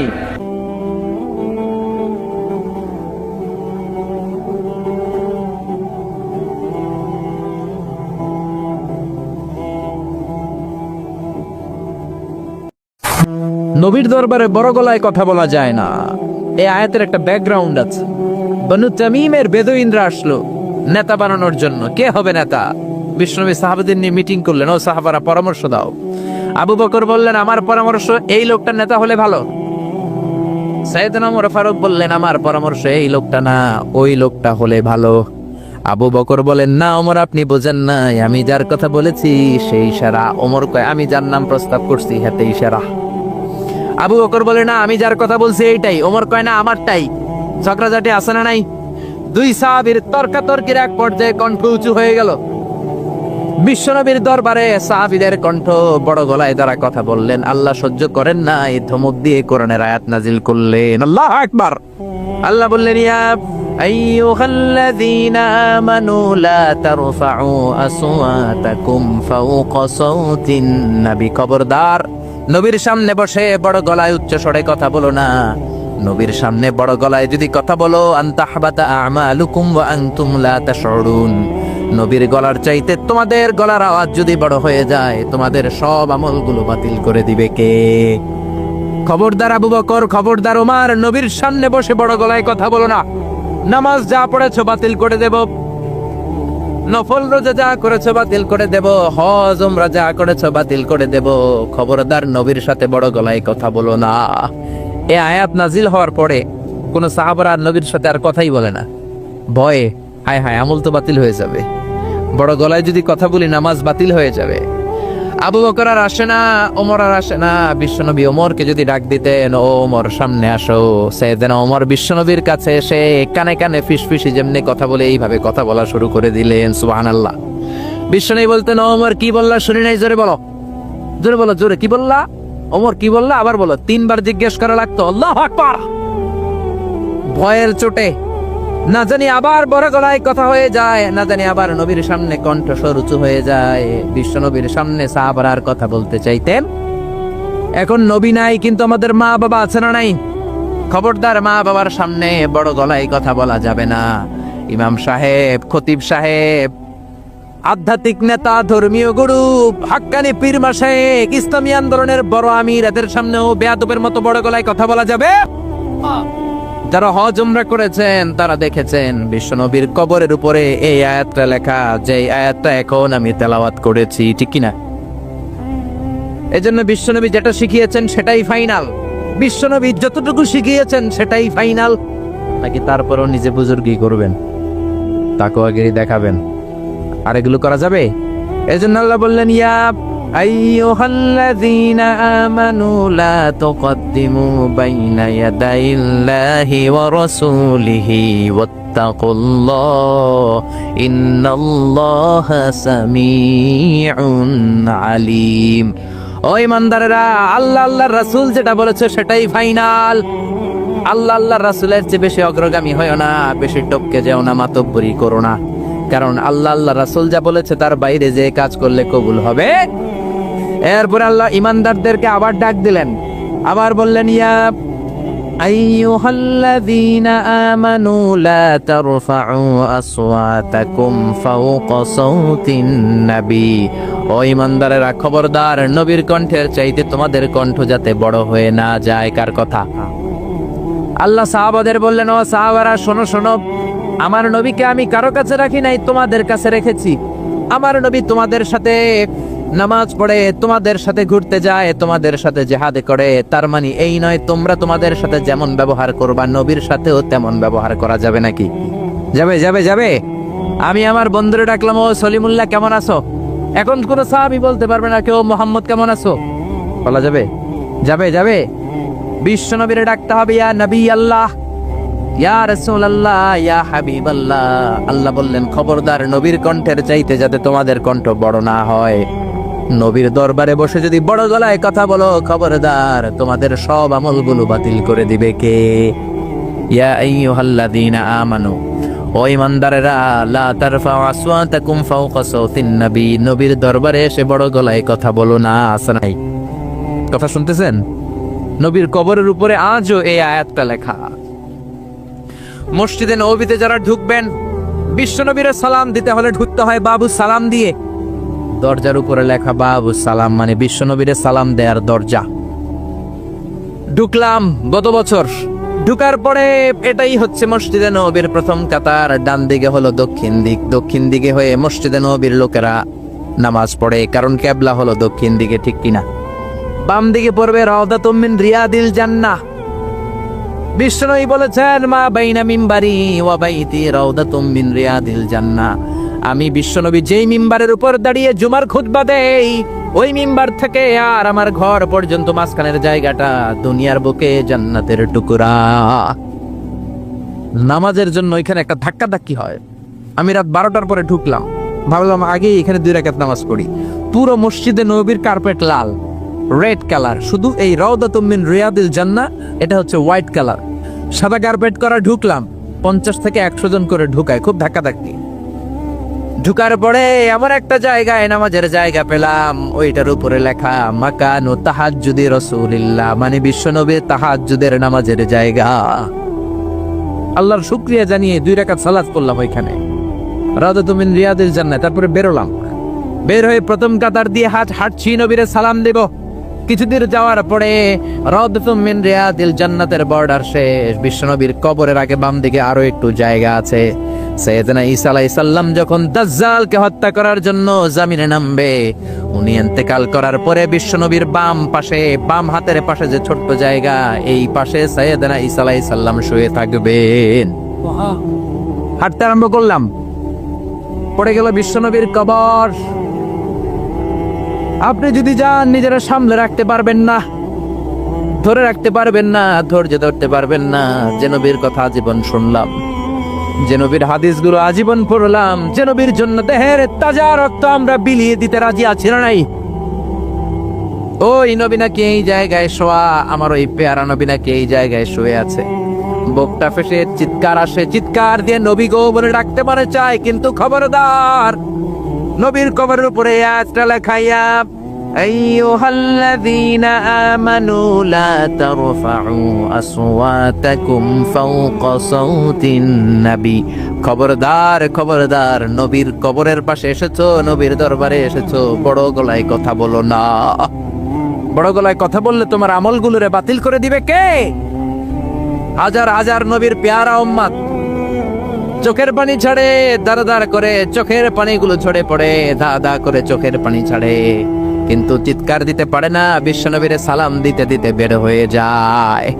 এজন্য বিশ্বনবীর সম্মান আল্লাহর কাছে এত বেশি, দুনিয়াতেও যেমনি বিশ্বনবীর কাছে এসে বড় গলায় কথা বলা যায় না, ইন্তেকালের পরে বিশ্বনবীর রওজার সামনে, কবরের সামনে দাঁড়িয়ে আপনি বড় গলায় সালাম দিতে পারবেন। যদি আপনি ওখানে বড় গলায় কথা বলেন, আল্লাহ বললেন আনতাহবাতা আমালুকুম আনতুম লা তাশউরুন, তোমাদের সব আমল বাতিল করে দিবে কে? এজন্য বিশ্বনবীরে খুবই ঠান্ডা মেজাজে, আদবের সাথে, ভদ্রতার সাথে সালাম দিতে হয়, ঠিক কিনা? বিশ্বনবীরে সালাম দিবেন, তারপরে পাবেন সাইয়েদনা আবু বকরের কবর লেখা আবু বকর সিদ্দিক রাদিয়াল্লাহু। তার একটু সামনে গেলে সাইয়েদনা ওমরের কবর, তারপরে আপনি বাবুল বাকি দিয়ে বের হয়ে যাবেন। পড়েন সুবহানাল্লাহ। এরপরে আল্লাহ বললেন ইন্নাল্লাযীনা ইউনাদুনাকা মিন ওয়ারাইল হুজুরাতি আকসারুহুম লা ইয়াকিলুন। ও নবী, আপনার বিবিদের কামরার বাইরে থেকে যারা আপনারে বেয়াদবের মতো ডাকে, এরা বেয়াক্কেল। লা ইয়াকিলুন মানে কি? বেয়াক্কেল, আকল নাই। বনু তামিমের লোকগুলো এসেছে, সভ্যতার ছোঁয়া গায়ে লাগে নাই, বেদুইন, এরা ভদ্রতা জানে না। বিশ্বনবীর ঘরে এসে ডাকা শুরু করছে, ইয়া মুহাম্মদ, ইয়া মুহাম্মদ, উখরুজ ইলাইনা, উখরুজ ইলাইনা। ও মুহাম্মদ, বাড়ি আছো নাকি, বাড়ি আছো নাকি, বেরো বেরো। আদব না বেয়াদব? জোরে বলেন। আল্লাহ ধমক দিলেন, বললেন আকসারুহুম লা ইয়াকুলুন, এগুলার আকল নাই, মুখ মাফি, আকল মাফি, আকল নাই, মগজ নাই, মাথার ভিতরে কোনো খিলু নাই। কারণ যেন তেন লোকের কাছে তুমি আসো নাই, এটা নবীর দরবার, ভদ্রতার দরকার আছে না নাই? আল্লাহ বললেন ওয়ালাউ আন্নাহুম সাবারু, যদি এই লোকগুলো বেয়াদবি না করে ধৈর্য ধরতো, কতক্ষণ? হাত্তা তাখরুজা ইলাইহিম, যতক্ষণ না বিশ্বনবী তাদের কাছে বের না হয়, লাকানা খায়রাল লাহুম, এটাই তাদের জন্য ভালো হতো। কার কথা? এজন্য কারো বাসায় গেলে ধৈর্য ধরবেন। আল্লাহ বললেন এই ব্যাক্কেলগুলো অন্য মানুষের মতো বন্ধুর বাড়িতে গেলে যেমনি ডাকে, এই কলিমুদ্দিন, এই নবীর বাড়িতে যে ডাকা শুরু করছে, এই মুহাম্মদ, এই উখরুজ ইলাইনা, বেরো। এটা কি বন্ধুর বাড়ি নাকি বিয়ায়ের বাড়ি নাকি? এটা বিশ্বনবী আখিরি নবী আখিরি জামানার পয়গম্বর, বিশ্বনবীর সম্মান আল্লাহর কাছে আছে না নাই? যে আল্লাহ বিশ্বনবীর কাছে কথা কইতে রইলে সম্মান দিয়া বলে তুমি কোন সলিমুদ্দি আর কলিমুদ্দি, ঠিক কি না? এজন্য ভদ্রতার সাথে ডাকো, ধৈর্য ধরো যতক্ষণ না নবী বের হয়। বিশ্বনবী কাইলুলা করতেছিলেন। কি করতেছিলেন? দুপুরের খাবার খেয়ে এক বিবির ঘরে কাইলুলা করতেছিলেন। আল কাইলুলা মানে হচ্ছে ঘুম আর জাগ্রত থাকার মাঝামাঝি একটা অবস্থা, টসিং এন্ড টার্নিং। ডান পাশ হওয়া বাম পাশ হয় না, খাওয়ার পর একটু গড়াগড়ি দিতে ভালো লাগে, শীতকালে এটা বেশি ভালো লাগে, ঠিক কি না? এরকম গড়াগড়ি দিলে পেটের ভাত তাড়াতাড়ি হজম হয়ে যায়। সুবহানাল্লাহ কইবেন না? বিশ্বনবীর সুন্নাহ যেখানেই আছে ওখানে বরকত বেশি না কম? বিশ্বনবী কাইলুলা করতেছিলেন, ওরা এসে ব্যাককেলের মতো ডাকতেন শুরু করলেন, ও মোহাম্মদ, ও মোহাম্মদ। আল্লাহ বললেন ওরা যদি ধৈর্য ধরতো ওদের জন্যই ভালো হতো। এজন্য কারো বাসায় গেলে তাড়াহুড়ো করবেন না। অনেকে এমপি সাহেবের বাসায় যায়, সিগনেচার লাগবে, এই কাজ ওই কাজ। এমপি সাহেব বের হওয়া পর্যন্ত অপেক্ষা করবেন, এটাই ভদ্রতা। পাগল হয়ে যা আসে না কেন? আরে আসে না কেন? হুজুরের বাসায় যায় দেখা করার জন্য, হুজুর বের হয় না কেন? হায় হায় আসে না কেন? এরকম অভিযোগ আছে না নাই? আরে হুজুরও তো মানুষ, হুজুরেরও তো বাসায় একটা পেরেশানি থাকতে পারে, একটা ঝামেলা চলতে পারে, তার অজু গোসলের দরকার হতে পারে, তারপরে ফ্রেশ হয়ে আপনার কাছে আসা লাগবে। চিল্লা এখন ঠিক কি না? এগুলো বুঝবেন, না হলে আপনারাও ব্যাককেল। আল্লাহ বললেন দুনিয়ার যারা এই সিস্টেম মানে না, এই পন্থাগুলো অনুসরণ করে না, এগুলো মুখ মাফি, আকল নাই, ব্যাককেল বলে আল্লাহ গালি দিস। এজন্য ধৈর্য ধরবেন। আর সবচেয়ে বেটার, কারো বাসায় যাওয়ার আগে অ্যাপয়েন্টমেন্ট নিয়ে যাবেন। কি নিয়ে? আগে ফোন করে অ্যাপয়েন্টমেন্ট নিয়ে যাবেন, তারপরে সালাম দিয়ে ঢুকবেন। 3 বার দরজায় নক করবেন, আর দরজার দিকে সরাসরি মুখোমুখি হয়ে দাঁড়াবেন না। বিশ্বনবী বলেছেন হয় ডান দিকে হয়ে দাঁড়াও, নয় বাম দিকে হয়ে দাঁড়াও। কেননা হুট করে কোনো নারী যদি খোলে, চেহারার সাথে চেহারা আছে না নাই? ঝামেলা আছে না নাই? দুইজনের মাঝখানে শয়তান বাবু আছে না নাই?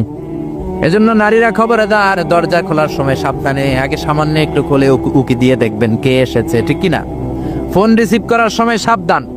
স্বামীর ফোন যত কম রিসিভ করা যায়। যদি রিসিভ করেন বলবেন স্বামী ঘরে নাই, টয়লেটে গিয়েছে বলে কাট করে দিবেন, কেটে দিবেন। লম্বা আলাপের কোনো দরকার নাই, কারণ ফোনের এপাশ থেকে আপনি, ওই পাশ থেকে ওই লোক, মাঝখানে শয়তান আছে না নাই? এজন্য খবরদার, কারো বাসায় গেলে আগে সালাম দিবেন। এই যে শুরুতে আমি বলেছি, এটা সামাজিক রীতিনীতির সূরা, social attitudes in Islam, decent manner, social manner Allah আপনাকে শেখাচ্ছে। আল্লাহ বললেন ইয়া আইয়ুহাল্লাযীনা আমানু লা তাদখুলু বুয়ুতান গায়রা বুয়ুতিকুম হাত্তা তাস্তানিসু ওয়া তুসাল্লিমু আলা আহলিহা। ও ঈমানদারেরা শোনো, অন্য কারো বাড়িতে যদি যাও প্রথমে সালাম দিবা, অনুমতি 3 বার নিবা, তারপরে ঘরে ঢুকবা। অনুমতি না পাইলে ঢোকা যাবে? ঢুকবেন। অনুমতি না নিয়ে কোনোদিন আর ঢুকবেন কারো ঘরে? খবরদার। এক সাহাবী বললেন ইয়া রাসূলুল্লাহ, ইয়া হাবিবাল্লাহ, আমার একটা ঘর, মাত্র 2টা রুম। কয়টা রুম? এক ঘরে আমি থাকি, আর এক ঘরে আমার মা। আস্তাযিনু আলা উম্মি, ও নবী আমি কি আমার মায়ের ঘরে অনুমতি নিয়ে যাব নাকি? বিশ্বনবী বললেন না তুহিব্বু আন তারাহা উরিয়ানা, তুমি কি তোমার মারে উলঙ্গ নেকেড অবস্থায় দেখতে চাও নাকি? সাহাবী বললেন লা, কাল্লা, কখনোই না। বিশ্বনবী বললেন ইদান তাস্তাযিন মিনহা, তাহলে মায়ের ঘরে যাওয়ার আগে অনুমতি নিবা। আল্লাহু আকবার। ছেলে মায়ের ঘরে যাবে, সেখানেও যদি অনুমতি নেওয়া লাগে, ছেলে ভাই তার বোনের ঘরে ঢুকবে, অনুমতির দরকার আছে না নাই? বন্ধুর ঘরে ঢুকবেন, অনুমতির দরকার আছে না নাই? তারপর প্রধান শিক্ষকের রুমে ঢুকবেন, দরজা বন্ধ, নক করে সালাম দিয়ে অনুমতি নিয়ে ঢোকার দরকার আছে না নাই? উকি দিবেন না, খবরদার। বিশ্বনী বলেছে কেউ যদি উকি দেয়, কাঠে দিয়ে ওর চোখ কানা করে দিবা, কোনো বিচার নাই। তুই উকি দিছস কেন? চিল্লা এখন ঠিকই না। এজন্য ইসলাম বলে খবরদার, অনুমতি নিয়ে সালাম দিয়ে ঢুকবা। প্রত্যেকের একটা প্রাইভেসি আছে না নাই? আপনি হয়তো এমন সময় হুট করে আপনার মায়ের ঘরে ঢুকেছেন, আপনার মায়ের গায়ে তেমন কোনো পোশাক নাই, অল্প পোশাকে, পাতলা পোশাকে আপনার মা বিশ্রাম নিচ্ছেন। আর আপনি যদি নক করেন, সালাম দেন, আম্মা জান আসবো কিনা ঘরে, অনুমতি নেন, আপনার মা চাদর জড়াবে, শাড়িটা ভালো করে পরবে, সুন্দর করে বসে আপনার সাথে দেখা করার একটা পরিবেশ তৈরি করবে, যেরকম ঠিক কিনা? এগুলো মানার দরকার আছে না নাই? নাকি হুট করে ঢুকবেন? কোনোদিন ঢুকবেন? এরপরে আল্লাহ বললেন ইয়া আইয়ুহাল্লাযীনা আমানু ইন জাআকুম ফাসিকুম বিনাবাইন ফাতাবায়ানু। ও ঈমানদারেরা, খবরদার, কোন ফাসিক যদি তোমাদের কাছে কোনো সংবাদ নিয়ে আসে, আগে যাচাই করো। কি করো?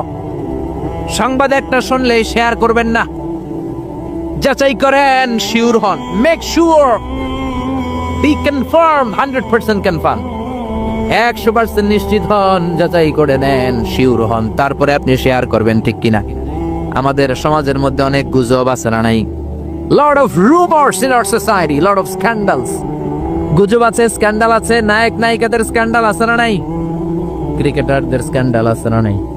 নেতা নেত্রীদের স্ক্যান্ডাল আছে না নাই? সমাজপতিদের স্ক্যান্ডাল আছে না নাই? ফেসবুকে সংবাদ একটা শুই নাই, সবাই মারে শেয়ার আছে না নাই? এটা কি সত্য না মিথ্যা যাচাই করে নাই? হয়তো নিউজটা ছিল মিথ্যা। আপনার গুনার পাল্লাটা তখন ভারী করে দিবে কে?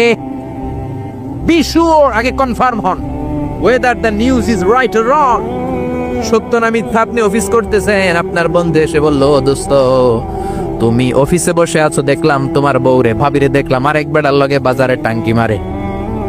আপনার বন্ধু এসে বলল, শুই না, আপনি বিশ্বাস করে ফেলছেন। বাড়িতে গেছেন, অফিস শেষে বাড়িতে গিয়ে কোনো কথা নাই, মাথার চুলে ধইরা কোনি আছে না নাই, বউরে কিলাইতে শুরু করলেন। হতে পারে এই কিলাকিলির কারণে ফ্যামিলিটা ভেঙে যাবে। হতে পারে আপনার বন্ধু আপনারে মিথ্যা বলেছে, হতে পারে না?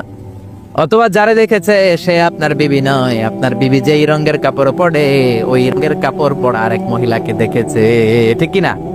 হতে পারে কি পারে না? এজন্য খবরদার, শুনে বিশ্বাস করবেন না।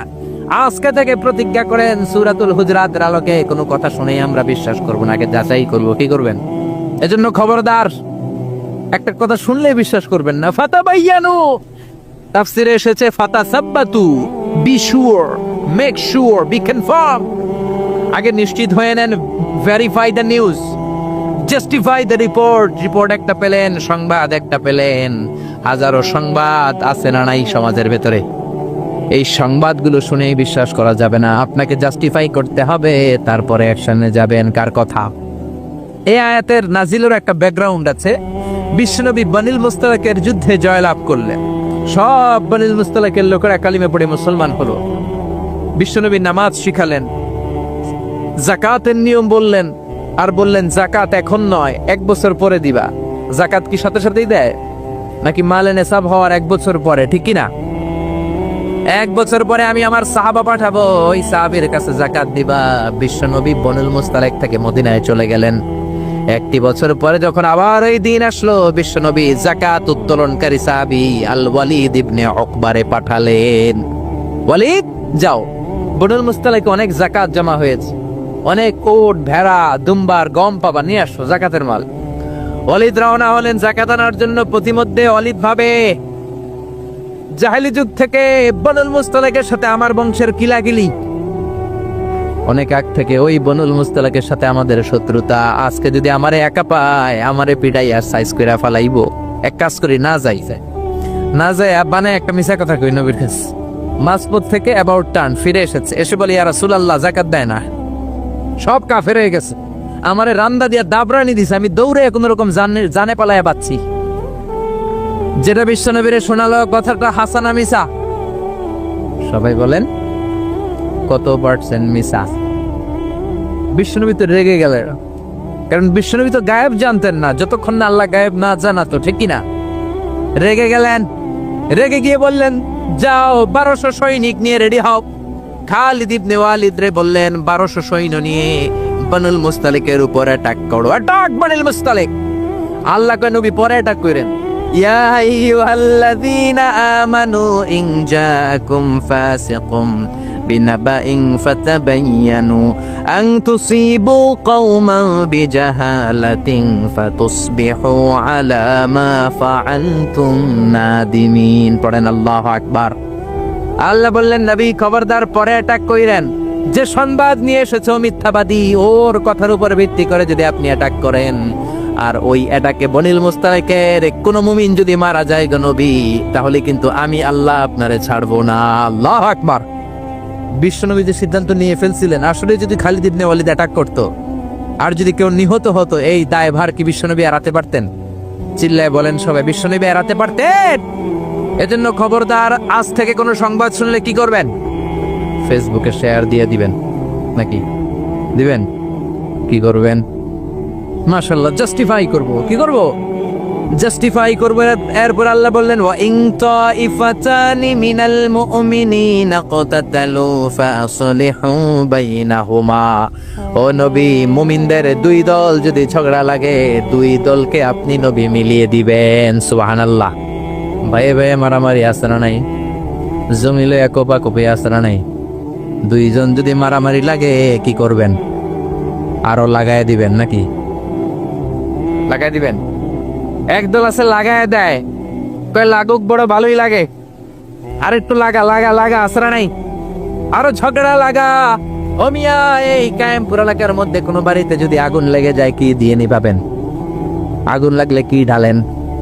একদল আছে কেরোসিন তেল ঢালে, আসরা নাই? আগুন ডাকলে, আগুন জ্বললে তেল ঢালা যাবে না, ঢালতে হবে কি? এজন্য আল্লাহ বললেন, ওয়া ইন তাইফাতানি মিনাল মুমিনিনা ক্তাতালু ফাসলিহু বাইনাহুমা। ও নবী, মুমিনদের দুই দল যদি ঝগড়া লাগে মিলিয়ে দেন। দুই ভাই ঝগড়া লাগে মিলিয়ে দেন। স্বামী স্ত্রী যদি ঝগড়া লাগে বসে মিলিয়ে দেন। আপনি যদি মিলিয়ে দেন, আপনার মর্যাদা বাড়িয়ে দিবে কে? বিশ্বনবী সাহাবীদের বললেন, আলা উখবিরুকুম বিআফদালি দারাজাতিস সিয়ামি ওয়াস সালাতি ওয়াস সাদাকাহ। ও সাহাবারা, নফল নামাজের চাইতে বড়, রোজার চাইতে বড়, যাকাতের চাইতে বড় একটা ইবাদত আছে, আমল আছে। ওই আমলটা কি, আমি কি তোমাদের বলবো না? সাহাবারা বললেন, অবশ্যই বলবেন। বিশ্বনবী বললেন, ওই আমলটা হলো ইসলাহু যাতিল বাইন, দুই পক্ষকে মিলায় দেওয়া। সারা রাত নামাজ পড়লে আপনার যেই সওয়াব, সকালবেলা ফজরের পর বাইরে দেখলেন দুই রিকশাওয়ালা মারামারি লাগছে। ছোট চিপা রাস্তা হইলে রিকশাওয়ালাকে কিলাকিলি আছে না নাই? আপনি রিকশা থেকে নামিয়ে নেমে দুইজনকে বুঝাই দিলেন, মারামারি করো না, ঝগড়া করো না, মিলাই দিলেন। আপনার জান্নাতটারে বড় বানায় দিবে কে? মিলাই দিবেন। যারা ইমানদার এরা মিলাই দেয়। বিশ্বনবী এসেছে মিলানোর জন্য, মিউচুয়াল কম্প্রোমাইজের জন্য। বিশ্বনবী যেখানেই মারামারি দেখতেন লাগাই দিতেন, নাকি কি করতেন? মিলাই দিতেন। ভাইয়ে ভাইয়ে মিলাবেন, স্বামী স্ত্রীতে মিলাবেন, বাদী আর বিবাদীর মধ্যে মিলাবেন, দুই গোষ্ঠীর মধ্যে মারামারি মিলাই দিবেন, ঠিক কিনা? বিশ্বনবী শুধু মিলাতেন, দেয়ার ইজ নো সেপারেশন। বিশ্বনবী বলতেন, কোনো সেপারেশন নাই, আমি মিলাইয়ে দিব। জোহরের নামাজের পরে প্রায় বিশ্বনবী ওনার কলিজার টুকরা ফাতেমার বাড়িতে ঘুরতে যেতেন। একদিন জোহরের নামাজের পরে ফাতেমার ঘরে যেয়ে দেখে আলী নাই। কে নাই? বিশ্বনবী বললেন, ও ফাতেমা, আইনা আলী, আলী কই? ফাতেমা বললেন, বাবা আমার সাথে ঝগড়া করছে। কি করছে? স্বামী স্ত্রীর মধ্যে এরকম ঝগড়াঝাটি আছে না নাই? ঝগড়াঝাটি না থাকলে আসলে ভালোবাসার মজাটাই বোঝা যায় না, ঠিক কিনা? ওই কয় ঠিক, মানে কমন পড়ছে সবার, ঠিক কিনা? ঠিক কিনা? বেশি করেন না আবার ঝগড়া, হালকা একটু কইরাই সরি বলে ফেলবেন। কি বলবেন? আল্লাহ আপনাকে বানাইছে খালি সরি গাওয়ার জন্য। কিসের জন্য? বিশ্বনবী বললেন, ফাতেমা, আলী কোথায়? ফাতেমা বলে, ঝগড়া হয়েছে, বের হয়ে গেছে। বিশ্বনবীর চেহারাটা আগুনের গোলার মতো লাল হয়ে গেল। বললেন, ফাতেমা, তুমি নবীর মেয়ে হতে পারো ঠিক, কিন্তু আলী যদি তোমার উপর না খোশ থাকে রে ফাতেমা, কিয়ামতের দিন আমি নবী হয়েও তোমার কিছু করতে পারবো না। খবরদার আর কোনোদিন যেন এমনটা না শুনি যে আলীকে কষ্ট দিয়েছো। আইনা যাহাবা আলী, কোথায় গিয়েছে আলী? সাইয়্যিদাতুনা ফাতেমা বললেন, মসজিদে নববীর দিকে গিয়েছে। বিশ্বনবী মসজিদে নববীতে যেয়ে দেখলেন বালুর মধ্যে শুয়ে আছে আলী। বালিরে আরবিতে বলে তুরাব। বালিরে আরবিতে কি বলে? বিশ্বনবী মজা করে ডাক দিলেন, ইয়া আবা তুরাব, মানে ও বালির বাবা আলী। কি বললেন? ইয়া আবা তুরাব, ও বালির বাবা আলী। বিশ্বনবী ডাক দেওয়ার পর আলী কোনো কথা কয় না, মনে মনে কয়, এতক্ষণ আপনার মাইয়াই গুতাইছে, আপনি গুতাইতে আইছেন। আপনার মেয়ে ঝগড়া করেছে আমার সাথে, নবী এদিক দিয়ে তাকালে আলী ওই দিকে তাকায়। একটা রাগ আর গোসা ভিতরে আছে না নেই? আপনার মেয়ে তো তখন আমার লাগে ঝগড়া করছে, আবার আপনি আসছেন। আমার নবী এদিকে তাকালে আলী ওই দিকে তাকায়। হঠাৎ করে বিশ্বনবী ঘাপটি মেরে সাইয়েদনা আলীর হাত ধরে টান দিলেন। সাইয়েদনা আলী উঠে গেলেন। বিশ্বনবী যদি কারো হাত ধরে টান দেয়, ওই লোক আর বসে থাকতে পারে নাকি? বিশ্বনবী বললেন, চলো রে আলী, চলো। ঘরে নিয়ে গেলেন, খাটের মধ্যে বসালেন। খাটের মাঝ বরাবর বিশ্বনবী শুইলেন। ডান দিকে আলীরে শোয়ালেন, বাম দিকে ফাতেমারে শোয়ালেন, মাঝখানে বিশ্বনবী। এবার দুইজনকে দুই দিকে শুইয়ে গল্প বলা শুরু করে দিলেন, রাগ ভাঙাইতেস। এরকম রোমান্টিক শ্বশুর পাইবেন কোথাও? সুবহানাল্লাহ কইবেন না। ডানে আলী, বায়ে ফাতেমা, মাঝখানে বিশ্বনবী শুয়ে গল্প শোনাতে শুরু করলেন। দুইজনের মধ্যে ভালোবাসা করে দিলেন, কোন সুবহানাল্লাহ। এজন্য বিশ্বনবী দুনিয়াতে এসেছেন মিলানোর জন্য, মিলায়ে দেওয়ার জন্য, সেপারেশন করার জন্য বিশ্বনবী আসে নাই, আলাদা করার জন্য আসে নাই। এই জন্য মারামারি লাগলে কি করবেন? পারবেন তো? পারবেন? কায়েমপুরে আর কোনো মারামারি হইতে দিবেন? বাঘের বাচ্চার মতো চলে যাবেন, সামনে দাঁড়া, আর কিলাকিলি করিস না, কি হয়েছে ক। দুইজন রে বসাবেন, মাথার মধ্যে হাত বুলিয়ে মিলাই দিবেন, ভাইয়ে ভাইয়ে মিলে যাবে, ঠিক কি না? এজন্য আল্লাহ বললেন, ওয়া ইন তাইফাতানি মিনাল মুমিনিনা ক্বাতাতালু ফাআসলিহু বাইনাহুমা। ও নবী, মুমিনদের দুই দল যদি মারামারি লাগে মিলায়া দেন। সুবহানাল্লাহ। বিশ্বনবীর জীবনে যদি আপনি পড়েন অবাক হয়ে যাবেন, যেখানেই গেছে খালি মিলাই দিছে। বিশ্বনবী মক্কা থেকে মদিনাতে হিজরতের আগে মদিনায় দুইটা গোত্র ছিল, একটার নাম আউস আর একটার নাম কি? খাজরাজ। আউস গোত্র খাজরাজ গোত্রের মধ্যে মারামারি, কেউ এই মারামারি বন্ধ করতে পারে না। এই মারামারি 1 বছর 2 বছরের মারামারি নয়, 120 বছরের মারামারি। 10 যুগ। কয় যুগ? বাপে মরার আগে কয় পোলা আমারে কোপাইছে, তুইও কোপাবি। পোলায় মরার আগে নাতিরে কয় খালি কোপাবে, কি করবি? আম করে বহুত কোপাইছে, তোরাও কোপাবি। এই কোপাকুপি আর কেউ থামাতে পারে না। 10 যুগ 120 বছর আউস আর খাজরাজের মধ্যে কোপাকুপি। বিশ্বনবী মক্কা থেকে মদিনায় যেই সপ্তাহে গেলেন, 1 সপ্তাহের ব্যবধানে কোপাকুপিটা বন্ধ করে দিলেন। চিৎকার দিয়ে পড়েন না আল্লাহু আকবার। এজন্য আল্লাহ বলেন, ওয়া ইন তাইফাতানি মিনাল মুমিনিনা ক্বাতাতালু ফাআসলিহু বাইনাহুমা।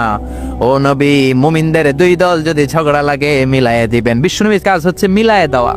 আলেম যারা আছেন তারা বুঝবেন। ইমাম বুখারী একটা চ্যাপ্টার করেছেন বুখারীতে, বলেছেন বাবু কওলিল ইমামি লি আসহাবে ইযহাবু বিনা নুসলিহ বাইনাহুমা। বিশ্বনবী বলতেন, ইযহাবু বিনা, আমাকে নিয়ে যাও, আমি মিলাই দেবো। বিষ্ণু ঝগড়া লাগলেই বলতেন, ও ঝগড়া, আমি আছি তো, আমারে নিয়ে যাও, মিলাই দেবো। ওইদিকে কোপাকুপি, আরে আমি আছি তো, আমারে নিয়ে যাও, মিলাই দেবো। ওইদিকে মারামারি, আমি আছি, আমি আমারে নিয়ে যা, আমি যেই মিলাই দেবো। চিল্লায় পড়েন আল্লাহু আকবার। এরপরে রব্বুল আলামিন 11 নম্বর আয়াতে 12 নম্বর আয়াতে মুমিনদের 6টা বদ খাসলাতের কথা বললেন। কয়টা? জোরে কোন কয়টা? আমরা এক এক করে দেখবে, এগুলো আমাদের মধ্যে যদি থাকে, এগুলো থেকে আমরা আল্লাহর কাছে পানা চাই। কোন আমিন? আর জোরে পড়েন আমিন। এজন্য মারামারি লাগলে কি করবেন? সমাধান করে দিবে, মিলাই দিব, ঠিক কি না? আল্লাহ বললেন, ইয়া আইয়ুহাল্লাযীনা আমানু লা ইয়াসখর কওমুম মিন কওমিন আসা আন ইয়াকুনু খায়রাম মিনহুম। ও ইমানদারেরা শোনো, খবরদার, তোমরা এক মুমিন আর এক মুমিনের তুচ্ছ জ্ঞান করো না, একে অপরকে অবজ্ঞা করো না, একে অপরকে ছোট্ট মনে করো না, একে অপরকে গালমন্দ করো। একজন আরেকজনকে তুচ্ছ করা যাবে না, অবজ্ঞা করা যাবে না, ছোট মনে করা যাবে না। ছোট করলেই কবিরা গুনাহ, জোরে কোন ঠিক কিনা? কেউ কাউরে অবজ্ঞা করবেন, কিন্তু আমাদের সমাজে এই নাক সেটকানি আসরা নাই। একজন কালো দেখতে কয় তুই কালুর ঘরের কালু, কয় না? আপনাদের কায়েম করে কয় না? আরেকজন মোটা কয় তুই মোটুর ঘরের মোটু। আরেকজন গায়ে গতর একটু ছোট কয় তুই সিকনার ঘরের সিকনা। খেয়াল রাখবেন প্রিয় ভাইরা, কারো দেহের স্ট্রাকচার নিয়ে, গঠন নিয়ে আপনি তুচ্ছ করবেন না, কারণ এক একজনের এক এক গঠন আসরা নাই। কারো কান খরগোশের মতো খাড়া আসরা নাই, কারো নাকটা একটু বোসা আসরা নাই। এটা বানাইছে কে? নাকি ওই বেটা নিজেই বানাইছে? والذي يصوركم في الأرحام كيف يشاء لا إله إلا هو العزيز الحكيم। খবরদার, তোমরা যখন মায়ের পেটে ছিলা তখনই তোমাদের চেহারার স্ট্রাকচার দিয়েছে কে? যেই লোকটা কালো হয়েছে নিজের ইচ্ছায় হয় না, ওরে কালো বানাইছে কে? যে সাদা হয়েছে নিজে সাদা হয় না, এই সাদা বানাইছে কে? আল্লাহ নিজেই স্ট্রাকচার দিয়েছেন। আমাদেরকে আমাদের চেহারা বানানোর অনুমতি আল্লাহ দেয়। আল্লাহ যদি বলতেন যাও যাও প্রত্যেকের চেহারা প্রত্যেকে বানায় না, আমরা প্রত্যেকে আমাদেরকে সুপারস্টার করে বানাতাম। যদি বলতো যাও নিজের চেহারার ডিজাইন নিজেই দাও, তাহলে প্রত্যেকে তো প্রত্যেককে ইউসুফ নবীর মতো সুন্দর করতাম। প্রত্যেক নারী প্রত্যেককে বিশ্ব সুন্দরী বানাতো। প্রত্যেক নারী প্রত্যেককে জুলাইখার মতো করে বানাতো, প্রত্যেক নারী নিজের চেহারাটাকে ঐশ্বরিয়া রায়, জান্নাতুন নাঈম এভরিল করে বানাতো, ঠিক কি না?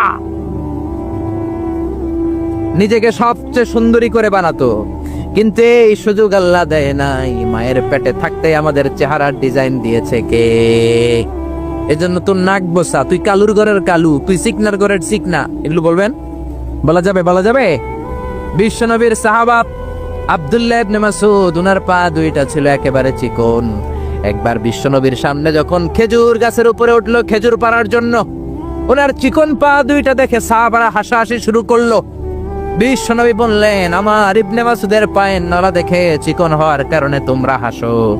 ইবনে মাসুদের পা দুইটা যদি কিয়ামতের দিন ওই কঠিন মুসিবতের কালে মিজানের পাল্লার উপরে এই পা দুইটা রেখে দেয়া হয়, আল্লাহর কসম এই পা দুইটা উহুদ পাহাড়ের চেয়েও ভারী হয়ে যাবে। কার বদনাম করেন আপনি? কার ব্যাপারে কথা বলেন? খবরদার। হয়তো যারে আপনি গালি দিলেন সে আল্লাহর কাছে আপনার চেয়েও বেশি প্রিয়, জোরে কোন ঠিক কিনা? খবরদার, কারো আকৃতি নিয়ে, দেহের গঠন নিয়ে কোনোদিন তুচ্ছ করা যাবে না। বিশ্বনবীর একজন বিবি ছিল একটু মোটা, ওই বিবির নাম হলো সফিয়া বিনতে হুয়াই ইবনে আখতাব। বিশ্বনবীর একমাত্র কুমারী বউ আয়েশা একদিন ঝগড়া লেগে বিশ্বনবীর কাছে এসে বলল, আপনার মুটকি বউ সফিয়া, মুটি, আপনার মুটি বউ, মুটকি বউ সফিয়া। এই কথাটা বললেন, বিশ্বনবীর চেহারাটা আগুনের গোলার মতো লাল করে দিল কে? বিশ্বনবী বললেন, আয়েশা তুমি এটা কি বললা? কি বললে এটা তুমি আয়েশা? লাকাদ কুলতিলা কালিমাতান ইয়া আয়েশা, ও আয়েশা এমন কথা তুমি বলেছো, লাউ মুজিজাত বিমাইল বাহার, এই কথাটা যদি সাগরের পানিতে রেখে দেয়া হয়, সাগরের চমৎকার নীলাভ পানি মুহূর্তের মধ্যে কুচকুচে কালো হয়ে যাবে রে আয়েশা। আল্লাহু আকবার। শুধু বলছে মুটি, আপনার এই বউটা মুটি। এজন্য আর কখনো কারো গঠন নিয়ে তো চুরাচ্ছিল্য করবেন? এজন্য আল্লাহ বললেন, খবরদার, গঠন আকৃতি নিয়ে তুচ্ছ করো না। এরপর আল্লাহ বললেন, ওয়ালা তালমিজু আনফুসাকুম, তোমরা নিজেদের বদনাম করো না, নিজেদের দোষারোপ করো না, অন্যের দোষ খোঁজো না। একদল আছে নিজের কোনো দোষ খোঁজে না, অন্যের দোষ খুঁজে বেড়ায়, আছে না নাই? এজন্য আল্লাহ বললেন, এদের উপর ধ্বংস। ওয়াইলুল কুল্লি হুমাযাতিল লুমাযা, খালি দোষ খুঁজে, কই এই লোকটা হাঁটায় একটু সমস্যা, ওটার বসায় সমস্যা, ওর চুলে সমস্যা, ওর এটা সমস্যা, তোর কোনটায় সমস্যা বেটা? ওর এই সমস্যা, তোমার কোনটায় সমস্যা? এজন্য নিজের সমস্যা খুঁজবেন, অন্যের পিছে লাগবেন। মনে রাখবেন, আপনার স্রষ্টার দেয়া সবচেয়ে দামি বিষয় হলো সময়। স্রষ্টার দেয়া আপনার জন্য সবচেয়ে দামি উপহার হলো আপনার সময়। আপনার এই সময়টা অন্যের দোষ খোঁজাখুঁজিতে লাগায়েন না, আপনার নিজের দোষ খোঁজেন, নিজেকে পরিবর্তন করেন, আপনার ক্যারিয়ারটাকে ব্রাইট করেন, আপনার জীবনটাকে সুন্দর করে দিবে কে? এরপর আল্লাহ বললেন, ওয়ালা তানাবাযু বিল আলকাব, খবরদার মন্দ নামে কিংবা উপনামে কাউরে ডেকো না। কার কথা? যার যে নাম ওই নামে ডাকতে বলেছে কে? মন্দ নামে ডেকো না। একজন লোকের বাবা ছিল চোর, আপনি কইলেন চোরের বলা চোর, ও তো চুরি করে নাই, ওর বাবা ছিল চোর, ওর বাবার দোষ ওর কাদের মধ্যে লাগানো যাবে? আবার ওর যেই নাম রয়েছে ওই নামেই ডাকতে বলেছে কে? ইসলামের নামটা অনেক গুরুত্বপূর্ণ, খেয়াল রাখবেন। যার যে নাম সে নামে ডাকবেন। কারণ তুদাউনা ইয়াউমাল কিয়ামাতি বিআসমাইকুম ওয়া আসমাই আবাইকুম, কিয়ামতের দিন তোমাদের নাম ধরে, তোমাদের বাবার নাম ধরে তোমাদের ডাকবে কে? কিন্তু আমরা নাম চেঞ্জ করে ডাকাডাকি আমাদের সমাজে আছে না নাই? বাবা মা আদর করে ইসলামের প্রথম খলিফা তার নামের সাথে মিলিয়ে নাম রেখেছে আবু বকর, ওরা ডাকে বক্কুইরা। কি ডাকে? বাবা মা রেখেছে আব্দুল কুদ্দুস, ওরা ডাকে কুদ্দুচ্চা। ইসলামের প্রথম তীর জিহাদের ময়দানে যে সাহাবী প্রথম তীর নিক্ষেপ করেছে সাদ বিন আবি ওয়াক্কাস, বাবা মা আদর করে ছেলের নাম রেখেছে সাদ বিন আবি ওয়াক্কাস, এতরে ডাকে আক্কাচ্চা। আছে না নাই?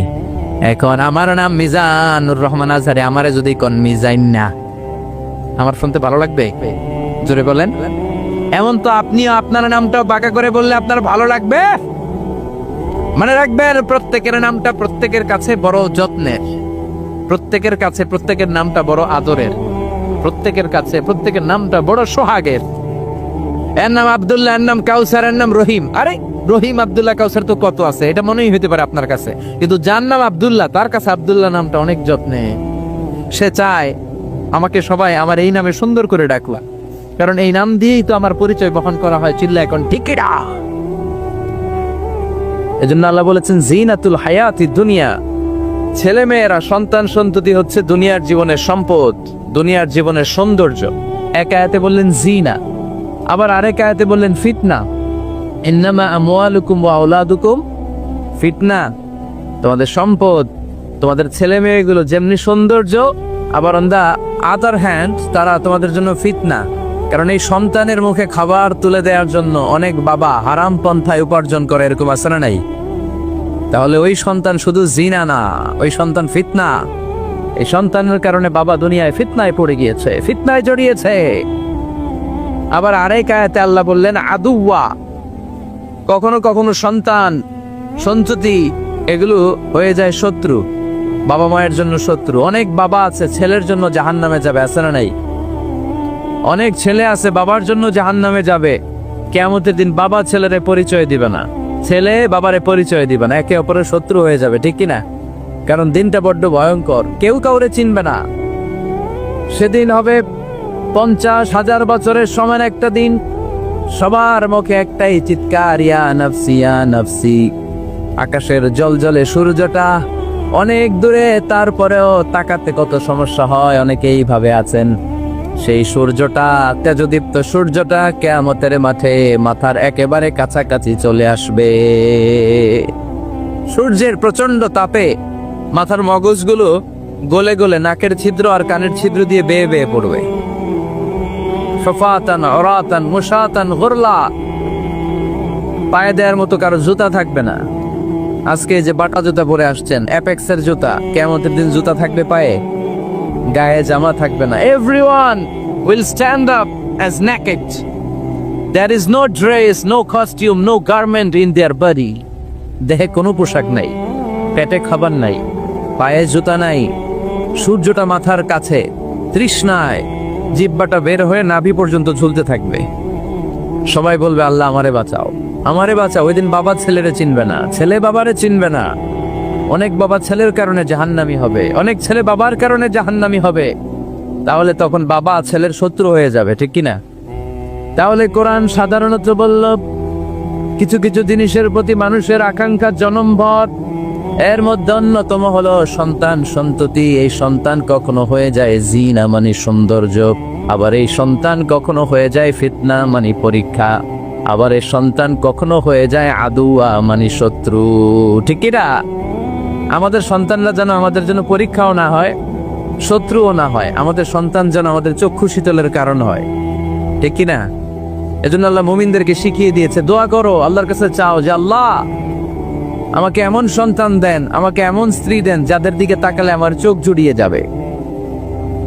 আল্লাহ বললেন তোমরা আমার কাছে চাও আর পড়ো, রব্বানা هب لنا من أزواجنا وذرياتنا قرة أعين وجعلنا للمتقين إماما। ও আমাদের রব, আমাদের কেমন স্ত্রী দান করেন, এমন সন্তান দান করেন যে স্ত্রীদের দিকে তাকালে, যেই সন্তানের দিকে তাকালে আমাদের হৃদয়টারে জুড়িয়ে দিবে কে? এরকম স্ত্রী, এরকম সন্তান আমরা চাই কি চাই না? ঘরে ঢুকার পরে স্ত্রীর দিকে তাকালে কলিজা ঠান্ডা হয়ে যায়, সন্তানের দিকে তাকালে হৃদয়টা জুড়িয়ে যায়। এরকম সন্তান আমরা চাই না? কথা বলতে হবে, চাই কি চাই না? এরকম সন্তান কেমন করে আপনারা গঠন করবেন, কেমন করে সন্তানকে মানুষের মতো মানুষ বানাতে হয়, এই নিয়ে কিছু কথা আজকে আমরা শুনবো। মনোযোগ আছে? কষ্ট হচ্ছে না তো?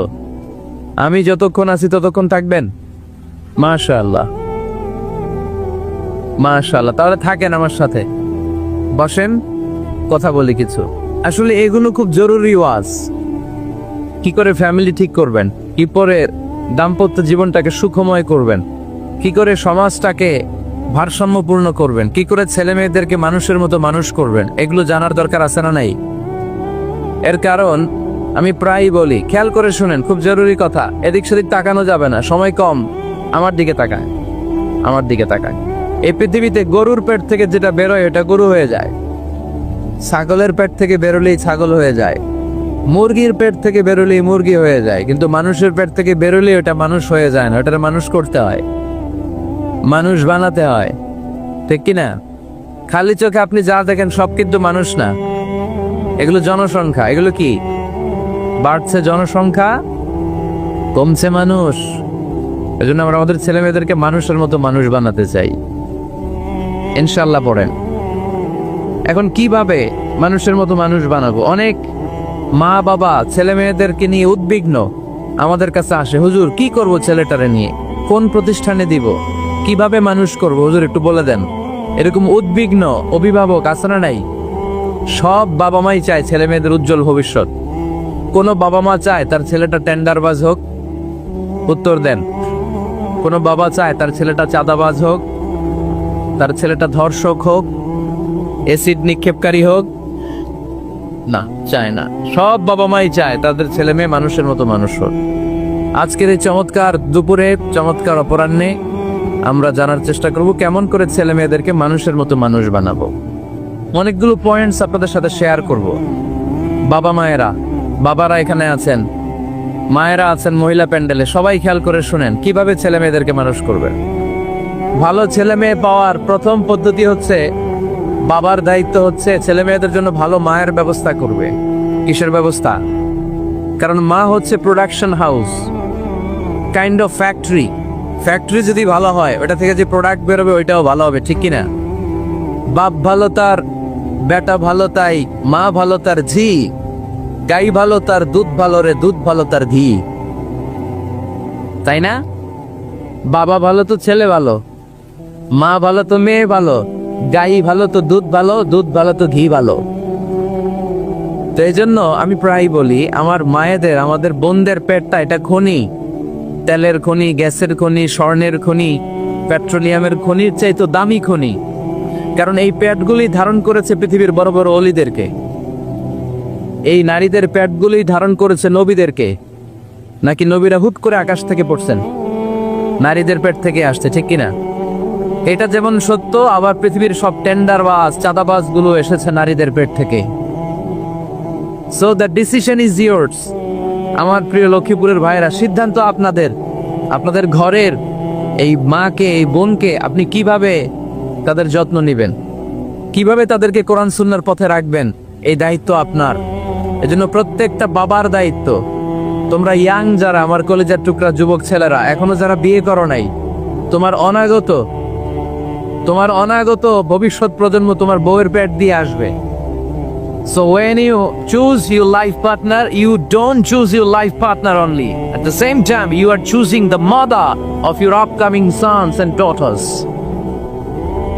আপনি যখন বিয়ের জন্য মেয়ে খোঁজেন, আপনি শুধু মেয়েই খোঁজেন না, পাশাপাশি আপনার অনাগত যে ছেলে মেয়েগুলো দুনিয়া আসবে তাদের মাও খুঁজতেছেন, ঠিক কিনা? সো মা যদি ভালো হয়, ফ্যামিলি ভালো। আমাকে একটা শিক্ষিত মা দাও, আমি একটা শিক্ষিত সমাজ উপহার দিব, ঠিক কিনা? এজন্য প্রথম দায়িত্ব হচ্ছে ছেলে মেয়েদের জন্য ভালো মায়ের ব্যবস্থা করা। ওমরে ফারুক রাদিয়াল্লাহু তাআলা আনহু যখন খলিফা, এক বাবা এসে বিচার দিল, খলিফাতুল মুমিনিন, আমিরুল মুমিনিন, আমার ছেলে আমার কথা শোনে না, বেয়াদবি করে। ওমরে ফারুক ডাকলেন, তুমি তোমার বাবার সাথে বেয়াদবি করো, এটা তো কবিরা গুনাহ, তুমি তো জাহান্নামে যাবে এরকম করলে। ছেলে বলে, হ্যাঁ আমিরুল মুমিনিন, সব দায়িত্ব কি আমাদের? বাবা মার দায়িত্ব নাই? ওমরে ফারুক বললেন, আছে। কি দায়িত্ব আছে? ওমরে ফারুক বললেন, বাবার 3টা দায়িত্ব। নাম্বার 1, আইয়ান চাকিয়া উম্মা, বাবা তার ছেলের জন্য ভালো মায়ের ব্যবস্থা করবে। আইয়ুহসিনা ইসমা, ভালো নাম রাখবে। আইয়ু আল্লিমাহুল কিতাব, কোরআন শিক্ষা দিবে। এবার ছেলে বলে, শোনেন, আমার আব্বাই 3টার একটাও করে নাই, 3টার একটাও করে নাই, আর বিচার দিতে আসছে আমার নামে। আমার মা হচ্ছে এক জাঞ্জি, নর্তকী নারী, এক অগ্নি উপাসকের কাছে ছিল, আদব, আখলাক, ভদ্রতা, সভ্যতা কিচ্ছু জানে না। আমার মা আমার জীবনে কিছুই ভালো কিছু শিখায় নাই। নাম্বার 2, আমার নাম রাখছে সাম্মানি জোলা, ইয়ানি খানফাসা, আমার নাম রাখছে সামসিকা। নাম কি? এটা একটা নাম হইল? ওয়ালাম ইউআল্লিমনি হারফাম মিন কিতাবিল্লাহ, আল্লাহর কিতাবের একটা অক্ষর আমারে শিখায় নাই। ওমরে ফারুক এবার রেগে গেলেন, বাবার ঘাড়ে ধরলেন, তুই বেটা বিচার দিতে আসছিস ছেলেরে নিয়ে, এখন তোর বিচার হবে আগে। 1 নম্বর দায়িত্ব, ছেলে মেয়েদের জন্য ভালো মায়ের ব্যবস্থা করতে হবে। কিসের ব্যবস্থা? মা ভালো তো সন্তান ভালো, মা ভালো তো, এটা কি বুঝতে পারছেন? নাম্বার 2, ভালো মায়ের ব্যবস্থা করলেন, এবার দাম্পত্য জীবন শুরু করলেন, এবার আপনার আল্লাহর কাছে নেককার সন্তান চাইবেন। সন্তান দেওয়ার মালিক কে? আল্লাহর কাছে দোয়া করবেন, রব্বিলা তাদারনি ফারদাও ওয়া আনতা খায়রুল ওয়ারিসিন। এটা নবীদের দোয়া, পারেন না দোয়াটা? সবাই পড়েন আমার সাথে, রব্বিলা তাদারনি ফারদাও ওয়া আনতা খায়রুল ওয়ারিসিন। এর মানে হলো, আল্লাহ আপনি আমারে নিঃসন্তান বানিয়ে এই দুনিয়ায় রাখবেন না, আপনি তো উত্তম উত্তরাধিকার তৈরিকারী, আপনি উত্তম সন্তান দানকারী, ঠিক কিনা? আল্লাহ তাআলা সন্তান দেন, এজন্য আপনি দোয়া করবেন, এই দোয়াগুলো পড়বেন। রব্বি হাবলি মিনাস সালিহিন, আমার সাথে সাথে আওয়াজ করে পড়েন, রব্বি হাবলি মিনাস সালিহিন। কেউ বাদ যাবেন না, আওয়াজ করে সবাই পড়ুন, রব্বি হাবলি মিনাস সালিহিন। এর অর্থ হচ্ছে, হে আল্লাহ আপনি আমাকে নেককার সন্তান দান করেন। আওয়াজ করে পড়েন আমিন। নেককার স্ত্রী, নেককার সন্তান আল্লাহর কাছে চাইতে হয় ভাইয়েরা, না চাইলে পাওয়া যায় না। তাহলে 1 নম্বরে ভালো মায়ের ব্যবস্থা করলাম সন্তানের জন্য, 2 নম্বরে আমরা আল্লাহর কাছে দোয়া করলাম, 3 নম্বরে আল্লাহ দোয়ায় সাড়া দিলেন, আল্লাহ ছেলে বা মেয়ে কিছু একটা দিলেন, তখন শুকরিয়া করবেন কার? নাকি না শুকরি করবেন? অনেকে ছেলে পছন্দ করে, মেয়ে পছন্দ করে না, আছে না নাই? আলহামদুলিল্লাহ এখানে এরকম কেউ নাই। এই আছে, তুমি জানলা কেমনে? আমি বাঁচায় দেওয়ার জন্য বললাম নাই, এরপর আর একটা আছে। যদি কেউ থেকেও থাকে, চেঞ্জ ইউর মাইন্ড, আপনার মাইন্ডটা চেঞ্জ করেন। ছেলে হোক মেয়ে হোক, শুকরিয়া করবেন কার? কারণ পৃথিবীর এই যে বড় বড় বিজ্ঞানীরা মাইক বানাতে পারে, মোবাইল বানাতে পারে, কম্পিউটার বানাতে পারে, রকেট বানাতে পারে, জেট প্লেন বানাতে পারে, হেলিকপ্টার বানাতে পারে, কিন্তু পৃথিবীর সব বিজ্ঞানীরা মিলে একটা বাচ্চা বানাতে পারবে? একটা সন্তান বানাতে পারবে? আর্টিফিশিয়াল মাঝে মাঝে রোবট বানায়। একটা রোবট আসছিল আমাদের দেশে, সোফিয়া নামে, মনে আছে? এরকম আরো ডেভেলপড রোবট তারা বানিয়েছে, কিন্তু এগুলো কাজ করে না। এদিকে যাইতে গেলে মাঝে মাঝে ওদিকে চলে যায়, আর এগুলোর সিস্টেম সফটওয়্যার ভিতরে ঢুকাই দিতে হয়, সফটওয়্যারে যা, এর বাইরে কিছু বলতে পারে না। তাহলে গোটা বিশ্বের সবগুলো রোবট এক জায়গায় রাখলে আল্লাহর দেয়া একটা মানুষের ব্রেনের সমান হবে? এই পৃথিবীর সবচেয়ে পাওয়ারফুল কম্পিউটারের নাম হচ্ছে দি ক্রে-1 সুপার কম্পিউটার। আমেরিকার মিলিটারি বেজে বিভিন্ন ম্যাথমেটিক্যাল ইকুয়েশন ড্র করার জন্য এই কম্পিউটার তারা ইউজ করে। এরকম 10,000 সুপার কম্পিউটার মিলেও একটা হিউম্যান ব্রেনের সমান হবে না। চিল্লায় পড়েন সুবহানাল্লাহ। আল্লাহ বলে, খবরদার, দুনিয়ার সবাই অনেক কিছু বানাতে পারে, অনেক কিছু তৈরি করতে পারে, কিন্তু একটা সন্তান দিতে পারে না। তুমি 6টা ছেলে পাওয়ার কারণে নাশুকরি করো, মেয়ের জন্য আমার বিরুদ্ধে কথা বলো। এমন অনেক দম্পতি আছে 20 বছর কেঁদে কেঁদে জীবনটারে শেষ করে দিল। আমি এমন পরীক্ষায় ফেলেছি, একটা সন্তানও তাদের দেই নাই। আল্লাহ অনেক কিছু দেন নাই। ছেলে দেয় কে? সবাই বলতে হবে, ছেলে দেয় কে? মেয়ে দেয় কে? ছেলে মেয়ে দুইটাই দেয় কে? আবার কাউরে ছেলেও দেন না, মেয়েও দেন না, তিনি কে? এজন্য তিনি বললেন, ইয়াহাবু লিমান ইয়াশাউ ইনাসা ওয়া ইয়াহাবু লিমান ইয়াশাউ যুকুর আও ইউযাওয়িজুহুম যুকরানা ওয়া ইনাসা ওয়া ইয়াজআলু মান ইয়াশাউ আকিমা ইন্নাহু আলিমুন কাদির। পড়েন সুবহানাল্লাহ। আল্লাহ ডেকে বললেন, আমি এমন এক সত্তা, আমি যারে চাই তারে ছেলে দেই, যারে চাই তারে মেয়ে দেই, যারে চাই তারে ছেলেও দেই, মেয়েও দেই। আমি এমন এক সত্তা, যারে চাই না তারে ছেলেও দেই না, মেয়েও দেই না। তিনি কে? তিনি দেন। এজন্য শুকরিয়া করবেন কার? 3টা চলে গেল, ছেলে হোক মেয়ে হোক, শুকরিয়া করব। 4 নাম্বার, ছেলে দেখ মেয়ে দেখ, সন্তান হওয়ার সাথে সাথেই ছেলের কানে বা মেয়ের কানে আজান দিতে হবে। কে দিতে হবে? আজান দিতে হবে। দেন না আপনারা? দিবেন নাকি ইমাম সাহেব হুজুর আসবে তারপরে দিবে, বসে থাকেন? খতিব সাহেব হুজুর না আসলে তার আজান দেওয়া যাবে না, বড় হুজুর না আসলে তার দেওয়া যাবে না, এরকম না। মুসনাদে আহমদ ইবনে হাম্বলের হাদিস, ফাতেমা রাদিয়াল্লাহু তাআলা আনহার প্রথম সন্তান ইমাম হাসান রাদিয়াল্লাহু তাআলা আনহু, আল্লাহ রাসূলের নাতি ইমাম হাসান যখন জন্মগ্রহণ করলো, বিশ্বনবী নিজে এসে হাসানকে কোলে নিয়ে হাসানের কানের সামনে আজান দিয়েছেন। আযানা রাসূলুল্লাহি সাল্লাল্লাহু আলাইহি ওয়াসাল্লাম আলা উযুনাইল হাসান হাইনামা ওয়ালাদাতহু ফাতিমাতু বিসসালাহ। বিশ্বনবী নিজে আযান দিয়েছেন। আযান দিতে পারেন আপনারা? পারেন না সবাই? আল্লাহু আকবার, আল্লাহু আকবার, আল্লাহু আকবার, আল্লাহু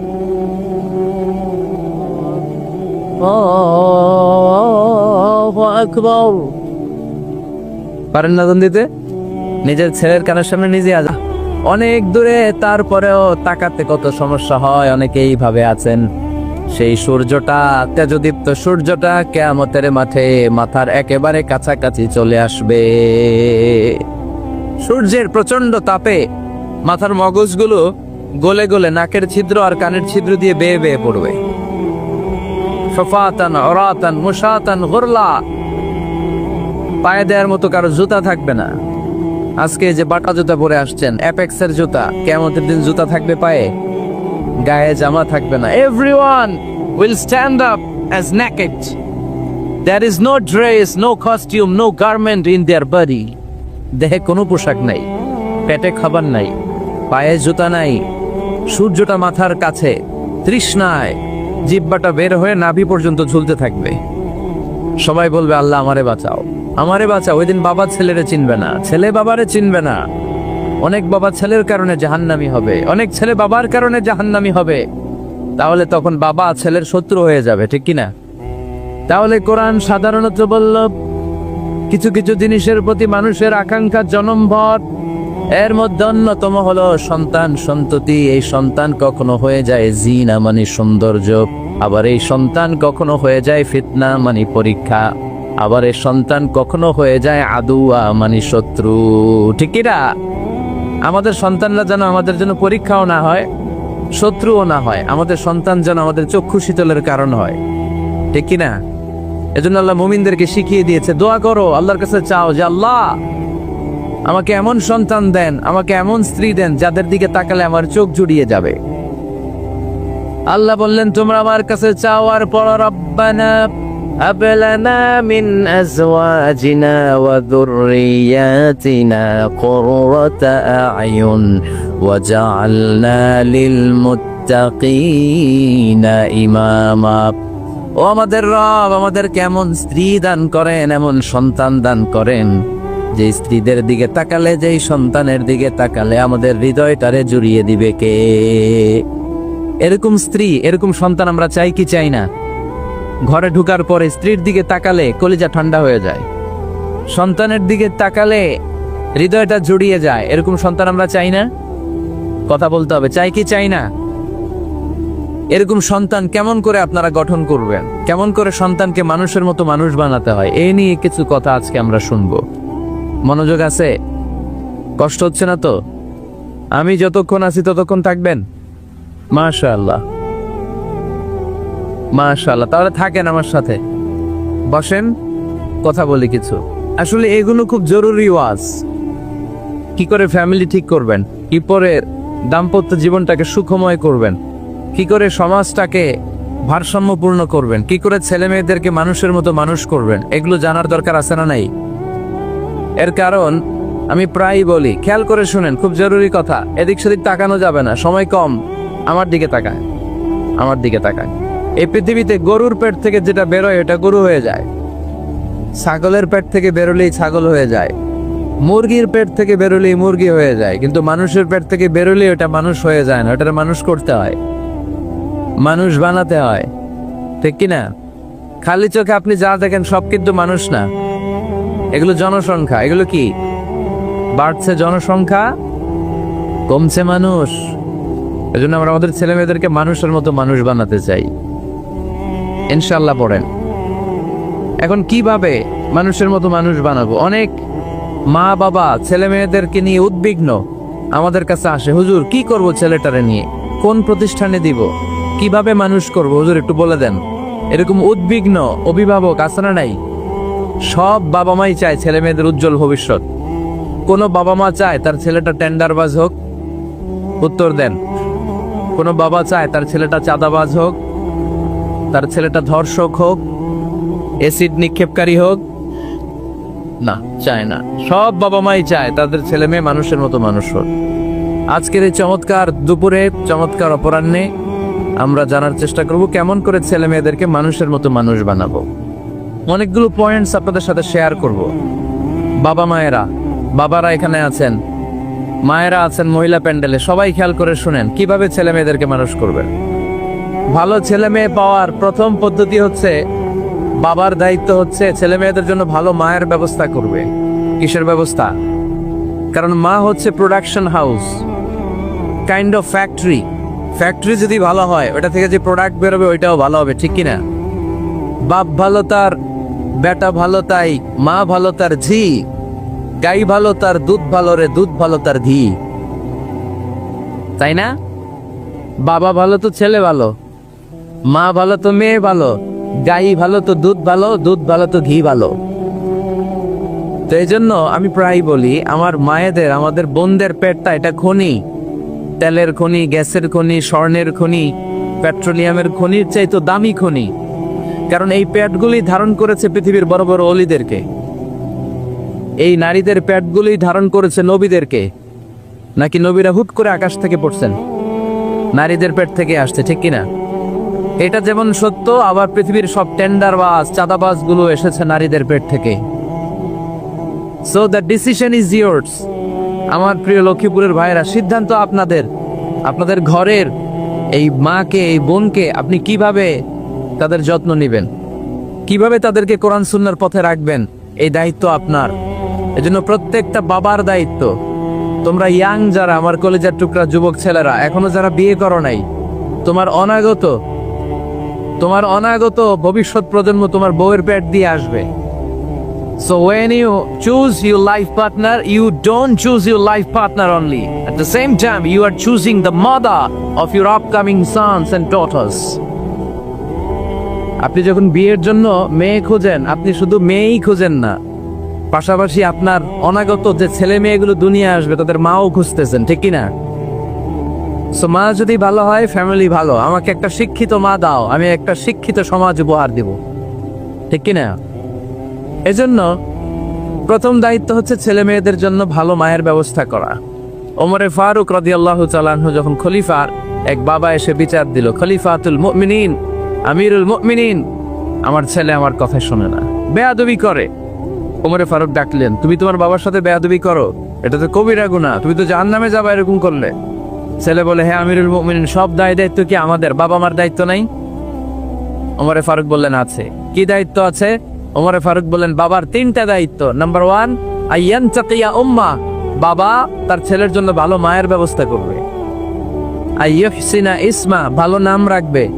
আইয়ুআল্লিমাহুল কিতাব, কোরআন শিক্ষা দিবে। এবার ছেলে বলে, শোনেন, আমার আব্বাই 3টার একটাও করে নাই, 3টার একটাও করে নাই, আর বিচার দিতে আসছে আমার নামে। আমার মা হচ্ছে এক জাঞ্জি, নর্তকী নারী, এক অগ্নি উপাসকের কাছে ছিল, আদব, আখলাক, ভদ্রতা, সভ্যতা কিচ্ছু জানে না। আমার মা আমার জীবনে ভালো কিছু শিখায় নাই। নাম্বার 2, আমার নাম রাখছে সাম্মানি জোলা, ইয়ানি খানফাসা, আমার নাম রাখছে সামসিকা। নাম কি? এটা একটা নাম হইল? ওয়ালাম ইউআল্লিমনি হারফাম মিন কিতাবিল্লাহ, আল্লাহর কিতাবের একটা অক্ষর আমার শিখায় নাই। ওমরে ফারুক এবার রেগে গেলেন, বাবার ঘাড়ে ধরলেন, তুই বেটা বিচার দিতে আসছিস ছেলেরে নিয়ে, এখন তোর বিচার হবে আগে। 1 নম্বর দায়িত্ব, ছেলে মেয়েদের জন্য ভালো মায়ের ব্যবস্থা করতে হবে। কিসের ব্যবস্থা? মা ভালো তো সন্তান ভালো, মা ভালো তো, এটা কি বুঝতে পারছেন? নাম্বার 2, ভালো মায়ের ব্যবস্থা করলেন, এবার দাম্পত্য জীবন শুরু করলেন। এবার আপনার আল্লাহর কাছে নেককার সন্তান চাইবেন। সন্তান দেওয়ার মালিক কে? আল্লাহর কাছে দোয়া করবেন, রব্বিলা তাযারনি ফারদাও ওয়া আনতা খায়রুল ওয়ারিসিন। এটা নবীদের দোয়া, পারেন না দোয়াটা? সবাই পড়েন আমার সাথে, রব্বিলা তাযারনি ফারদাও ওয়া আনতা খায়রুল ওয়ারিসিন। এর মানে হলো, আল্লাহ আপনি আমারে নিঃসন্তান বানিয়ে এই দুনিয়ায় রাখবেন না, আপনি তো উত্তম উত্তরাধিকার তৈরিকারী, আপনি উত্তম সন্তান দানকারী, ঠিক কিনা? আল্লাহ তাআলা সন্তান দেন, এজন্য আপনি দোয়া করবেন, এই দোয়াগুলো পড়বেন।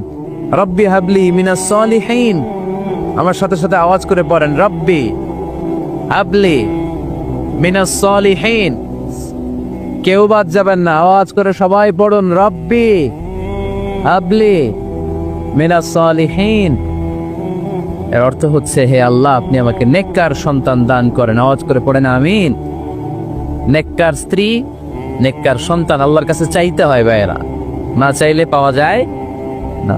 তাহলে 1 নম্বরে ভালো মায়ের ব্যবস্থা করলাম সন্তানের জন্য, 2 নম্বরে আমরা আল্লাহর কাছে দোয়া করলাম, 3 নম্বরে আল্লাহ দোয়ায় সাড়া দিলেন, আল্লাহ ছেলে বা মেয়ে কিছু একটা দিলেন, তখন শুকরিয়া করবেন কার? নাকি না শুকরি করবেন? অনেকে ছেলে পছন্দ করে, মেয়ে পছন্দ করেন, আছে না নাই? আলহামদুলিল্লাহ এখানে এরকম কেউ নাই। এই আছে, তুমি জানলা কেমনে? আমি বাঁচায় দেওয়ার জন্য বললাম নাই, এরপর আর একটা আছে। যদি কেউ থেকেও থাকে, চেঞ্জ ইউর মাইন্ড, আপনার মাইন্ডটা চেঞ্জ করেন। ছেলে হোক মেয়ে হোক, শুকরিয়া করবেন কার? কারণ পৃথিবীর এই যে বড় বড় বিজ্ঞানীরা মাইক বানাতে পারে, মোবাইল বানাতে পারে, কম্পিউটার বানাতে পারে, রকেট বানাতে পারে, জেট প্লেন বানাতে পারে, হেলিকপ্টার বানাতে পারে, কিন্তু পৃথিবীর সব বিজ্ঞানীরা মিলে একটা বাচ্চা বানাতে পারবে? একটা সন্তান বানাতে পারবে? আর্টিফিশিয়াল মাঝে মাঝে রোবট বানায়। একটা রোবট আসছিল আমাদের দেশে, সোফিয়া নামে, মনে আছে? এরকম আরো ডেভেলপড রোবট তারা বানিয়েছে, কিন্তু এগুলো কাজ করে না। এদিকে যাইতে গেলে মাঝে মাঝে ওদিকে চলে যায়। আর এগুলোর সিস্টেম সফটওয়্যার ভিতরে ঢুকাই দিতে হয়, সফটওয়্যারে যা, এর বাইরে কিছু বলতে পারে না। তাহলে গোটা বিশ্বের সবগুলো রোবট এক জায়গায় রাখলে আল্লাহর দেয়া একটা মানুষের ব্রেনের সমান হবে? এই পৃথিবীর সবচেয়ে পাওয়ারফুল কম্পিউটারের নাম হচ্ছে দি ক্রে-1 সুপার কম্পিউটার। আমেরিকার মিলিটারি বেজে বিভিন্ন ম্যাথমেটিক্যাল ইকুয়েশন ড্র করার জন্য এই কম্পিউটার তারা ইউজ করে।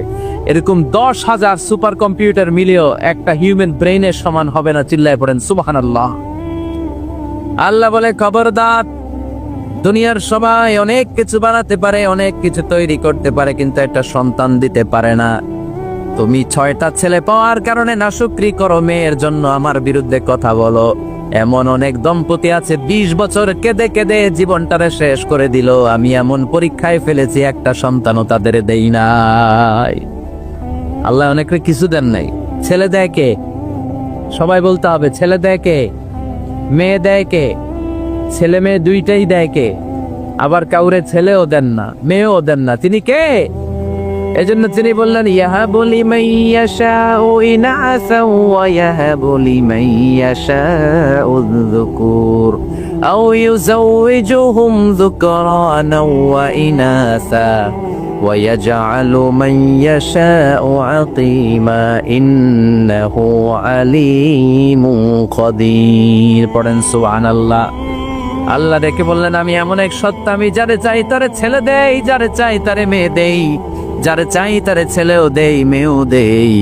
আমি এমন এক সত্তা, যারে চাই না তারে ছেলেও দেই না, মেয়েও দেই না। তিনি কে? তিনি দেন। এজন্য শুকরিয়া করবেন কার?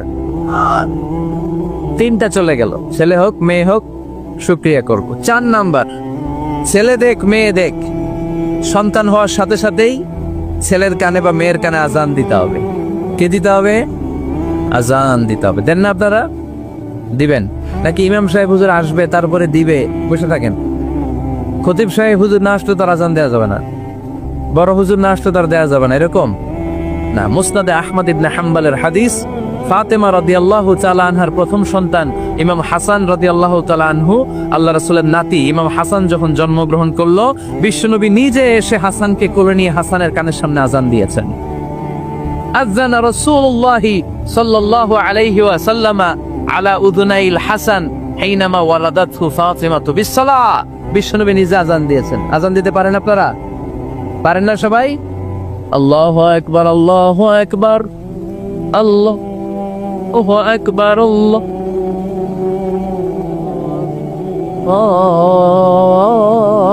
আকবার। পারেন না আজান দিতে? নিজের ছেলের কানের সামনে নিজে আজান দিবেন। যদি নানা হয়ে থাকেন, নানা নাতির কানের সামনে যে নানাই আজান দিবেন, চাচা যে ভাতিজার কানে আজান দিবেন। আজানের জন্য বসে থাকা লাগবে? আমরা প্রত্যেকে আজান পারি কি পারি না? তো কেন আজান দিব বাচ্চার কানে? 2টা সিগনিফিকেন্স। নাম্বার 1, যদিও বাচ্চার আমল নামা শুরু হয় নাই, জাস্ট নিউ বর্ন বেবি, এইমাত্র জন্মগ্রহণ করলো, কিন্তু পৃথিবীতে আসার সাথে সাথেই আল্লাহ বলে, ওর কানের সামনে আমার তাকবীর দিয়ে ইসলামটা ওর কানের ভিতরে ঢুকায় দাও। ঢুকায় দাও। শুরু থেকেই তাকবীর দিয়ে ইসলামের পরিচয় ওর কানের সামনে দিয়ে দাও। This is the significance number 1। Significance number 2, এই পৃথিবীতে যখন কেউ আসে, শয়তান যে তার শত্রু এসে ইয়াতানু ফি জামবাই ইবনে আদম, বনি আদমের 2 পা ধরে 2টা গুতা মারে, আর বাচ্চা ওয়া ওয়া করে কেঁদে ওঠে। বনি আদম পৃথিবীতে আসার সাথে সাথে শয়তান গুতা মারে আর জানান দেয়, তোদের কারণে আমি জাহান্নামী, তোরে সারা জীবন এমন ওয়াসওয়াসা আমি দিতে থাকবো, তোদেরকে জাহান্নামী বানানোর আগ পর্যন্ত আমি ক্ষান্ত হব না। আমি যে দুনিয়াতে ওয়াসওয়াসার জন্য এসেছি, আমার উপস্থিতি, আমার অস্তিত্ব আমি জানান দিলাম। গুতা মারে তো শয়তানে করবে শয়তানের কাজ, আমরা করব আমাদের কাজ, ঠিক কিনা? শয়তান মারবে গুতো, আর আমরা কি দিব? চিল্লায় বলতে হবে কি দিব, মনে থাকবে, ভুলে যাবেন না তো আবার। নাম্বার 2, তাহনিক করা সুন্নাহ। তাহনিক হচ্ছে খেজুর, কোন আলেম খেজুর একটু চিবিয়ে ওই চিবানো খেজুরটা বাচ্চার ঠোঁটের মধ্যে লাগাই দিবে। আল্লাহ রাসূল সাল্লাল্লাহু আলাইহি ওয়াসাল্লাম বাচ্চাদেরকে এরকম তাহনিক করতেন। যদি খেজুর পাওয়া না যায়, একটু মধু নিয়ে মুখের মধ্যে লাগাই দিবে। আধুনিক মেডিকেল সায়েন্স এটাকে খুবই স্বাস্থ্যসম্মত বলেছে, হেলদি। কারণ বাচ্চা যখন দুনিয়াতে আসে, তার নিউট্রিশন চ্যানেলটা মানুষ কেটে দেয়। তার নিউট্রিশন ক্যানেল হচ্ছে তার নাভির সাথে তার মায়ের জরায়ুর একটা কানেকশন।